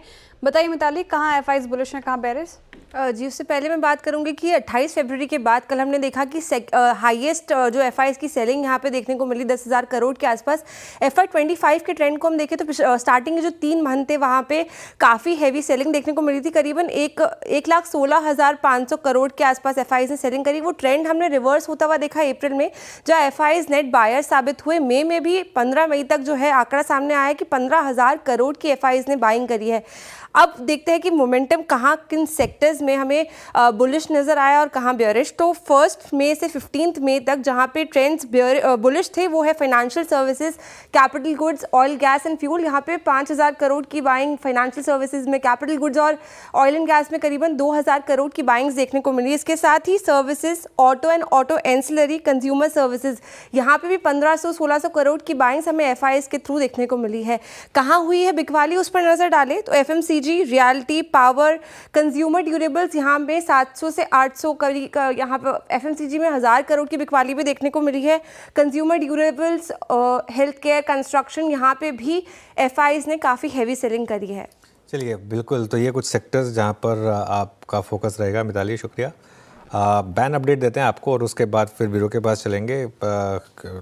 बैन में जो स्टॉक्स वापस एंट्री करेंगे, टीतागढ़ क्लियरली पोजीशन 118%, एक ही दिन बैन से बाहर आया, फिर बैन में जाने की तैयारी। और CDSL यहाँ 93% पोजीशनिंग हुई। एग्जिट का कोई मामला नहीं है, लेकिन 2 स्टॉक एंट्री की तैयारी कर रहे हैं। वीरू, आज की मार्केट ब्रेथ कैसी रही, पॉजिटिव या इवन स्टीवन? इवनली पॉइज थे अनुजा। ये देखते हैं जरा इसकी ब्रेथ को एक बार। हालांकि जो पुल बैक आया उसमें शॉर्ट कवरिंग बहुत महत्वपूर्ण कारण थी, क्योंकि बहुत सारे, अगर आप देखें कल शॉर्ट्स जो थे वो लोड हो गए थे। तो शॉर्ट कवरिंग शब्द जो था उसने आज बाजार को थोड़ी सी स्टेबिलिटी दी। जैसे कि पल्स में सुबह कह भी रहा था, एक्स्ट्रा ऑर्डनरी शॉर्टनिंग हुई थी कल। लॉन्ग 67 में, शॉर्ट कवरिंग 110 में, और 14 में शॉर्ट, और 30 में लॉन्ग अनवाइंडिंग। तो काफ़ी, अगर आप सिर्फ इंडेक्स तक ना रह के स्टॉक स्पेसिफिक देखें तो प्राइस डैमेज कंट्रोल जो था वो काफ़ी हुआ है। सोलार इंडस्ट्रीज और BEL, HAL, ऐसा लग रहा है कि पूरा का पूरा जो बाजार है उसकी स्ट्रेंथ को ग्रैब कर रखा है डिफरेंस ने। इन्फो एज में स्ट्रॉन्ग पुल बैक था। Chola closer to all time high. आज यहाँ पे लॉन्ग बिल्डअप हुआ। नेक्स्ट स्लाइड आएगी शॉर्ट कवरिंग वाली, जहाँ पे स्शॉर्ट कवर था उसमें सबसे ऊपर था सिमेंस। क्या गजब का मूव। सिमेंस अपने करियर की जो ऑल टाइम हाई ट्रेजेक्ट्री थी, जो क्लस्टर था, उसमें अब जंप कर चुका है। PB इन्फाटेक, वोडाफोन आइडिया और IRB infra, Aditya Birla capital, यहाँ पे आज थोड़ी बहुत शॉर्ट कवर था। नेक्स्ट स्लाइड आएगी, वहाँ पे शॉर्ट और लॉन्ग अनवाइंडिंग फिगर्स आएंगी। शॉर्ट बिल्डअप पे डिक्सन पोस्ट नंबर्स आज कोलैप्स हुआ। कोटक महिंद्रा बैंक आज अब ये 50 डे मार्क नीचे ट्रेड करता हुआ, एक significant technical development, negative development. BSc में प्रॉफिट टेकिंग थी। आईटीसी जुबिलेंट फूड्स ये भी बैकफुट पे आए। अगली स्लाइड आएगी जहां पर हमने आज थोड़ी बहुत प्रॉफिट टेकिंग देखी, उसमें एबी फैशन, मैक्स हेल्थ का थोड़ा सा कोलैप्स हुआ, इंडियन बैंक, इंडसइंड बैंक और जेएसडब्ल्यू स्टील। इस बीच एक बार जाते जाते जब बाजार ने थोड़ा अपना जिसे कहते हैं ना अपने आप को स्टेबल रखा टुवर्ड्स क्लोज, डाउ फ्यूचर्स 115 अंक नीचे, एस&पी फ्यूचर्स 23 अंक नीचे, नैस्डैक फ्यूचर्स लगभग 75 अंक नीचे। और एक बार फिर से एक बात कहनी होगी कि कल का लो और आज का लो सेम मोर और लेस। कल का लो और आज का लो उन दोनों क्लस्टर्स पे जो घूम रहा था एवरेज वो था 10 डे एक्सपोनेंशियल मूविंग एवरेज। और निफ्टी बैंक एक बार स्क्रीन पे लेके आइए 55,078। हालांकि निफ्टी बैंक का आज का जो इंट्राडे लो था 54,680 वो क्लोजर था 20 डे मार्केट। खैर अनुज कल वीरू और आज सही कहा आपने, कल के लो को बचाया हमने, ये अपने आप में एक बड़ा पॉजिटिव है। हालांकि आप ये भी कह सकते हैं कि कल का हाई भी रिजेक्ट किया, लेकिन ठीक है, जिस नज़र से देखना चाहें उस नज़र से देखें। कल आई थिंक मार्केट डिसाइड करेगा कि जो गुजरा हुआ कल था वो सही था या जो आज मूव है वो सही है। दो में से जो होगा वो आई थिंक आने वाला कल बताएगा। लेकिन एक काम करते हैं, मार्केट का पंचनामा का टीजर करते हैं, एक बार श्रेया के पास चलते हैं। श्रेया बताइए क्या सवाल आया आज? सवाल एफएमसीजी पैक से आज कुछ आ रहे हैं। एक हमारी व्यूअर हैं, वो पूछ रही हैं कि आईटीसी में क्या करना चाहिए। एफएमसीजी पैक इन ग्रीन जहाँ पे मैक्सिमम स्टॉक्स आप वहाँ पे खरीदारी होती हुई नजर आई, लेकिन आईटीसी डे लो पे बंद होने की तैयारी कर रहे हैं रिजल्ट से पहले। क्या टेक यहाँ पर? यहाँ पे तो एसआईपी अप्रोच बेस्ट होती है श्रेया, मेरे ख्याल से इसमें आप कभी टाइम नहीं कर पाएंगे। अगर आप आईटीसी का 5 साल का चार्ट देखें ना, 5 साल के चार्ट की बात क्यों कर रहा हूँ, और ध्यान रखिएगा इस 5 साल के चार्ट में थोड़ी सी 20 रुपये की एडजस्टमेंट भी है, वो जो होटल्स बिजनेस सेपरेट हुआ था उसकी। तो इसमें फेजेस आते हैं जिसमें ये बीच बीच में बिल्कुल कुछ नहीं करता है। 6 महीने कुछ नहीं करेगा, कई बार 1 साल कुछ नहीं करेगा, फिर 2 महीने में मूव दिखा देगा। तो वो उस तरीके का मूव है। मतलब 5 साल में 129% का रिटर्न दिया, प्लस आपको डिविडेंड दिया, प्लस एक होटल बिजनेस अलग से दिया, तो रिटर्न ख़राब नहीं है उस हिसाब से। तो एसआईपी प्लेयर्स के लिए कोई बहुत ज़्यादा एक्स्ट्रॉर्डनरी गेंस आप एक्सपेक्ट नहीं कर सकते आईटीसी से, लेकिन आपका पैसा भी नहीं डूबेगा, ये भी एक इम्पॉर्टेंट चीज़ है। ओके, दूसरा सवाल टाटा मोटर्स पे 600 समथिंग की खरीद इनकी 726 पे कर रहा है कारोबार, तो ठीक ठीक प्रॉफिट में क्या करना चाहिए यहाँ पे? होल्ड की सलाह रहेगी? देखिए डिपेंड करता है 620 इन्होंने कब लिया। अभी जो मार्केट गिरा था उसमें जब ये स्टॉक 620 पे आया था तब लिया, या तब 600 पे लिया था जब मार्केट में ब्रेकआउट आया था, 1100 तक चला गया था, 1100 पे नहीं बेचा और अब वापस 726 आ गया। इसमें बहुत एक साल का चार्ट लेकर आइए, उससे समझ में आएगा मैं जो बात कहने की कोशिश कर रहा हूँ। क्योंकि ये देखिए, तो ये 2 साल का लेकर आइए, चलिए 1 साल में नहीं समझ में आएगा, 2 साल के चार्ट में समझ में आएगा।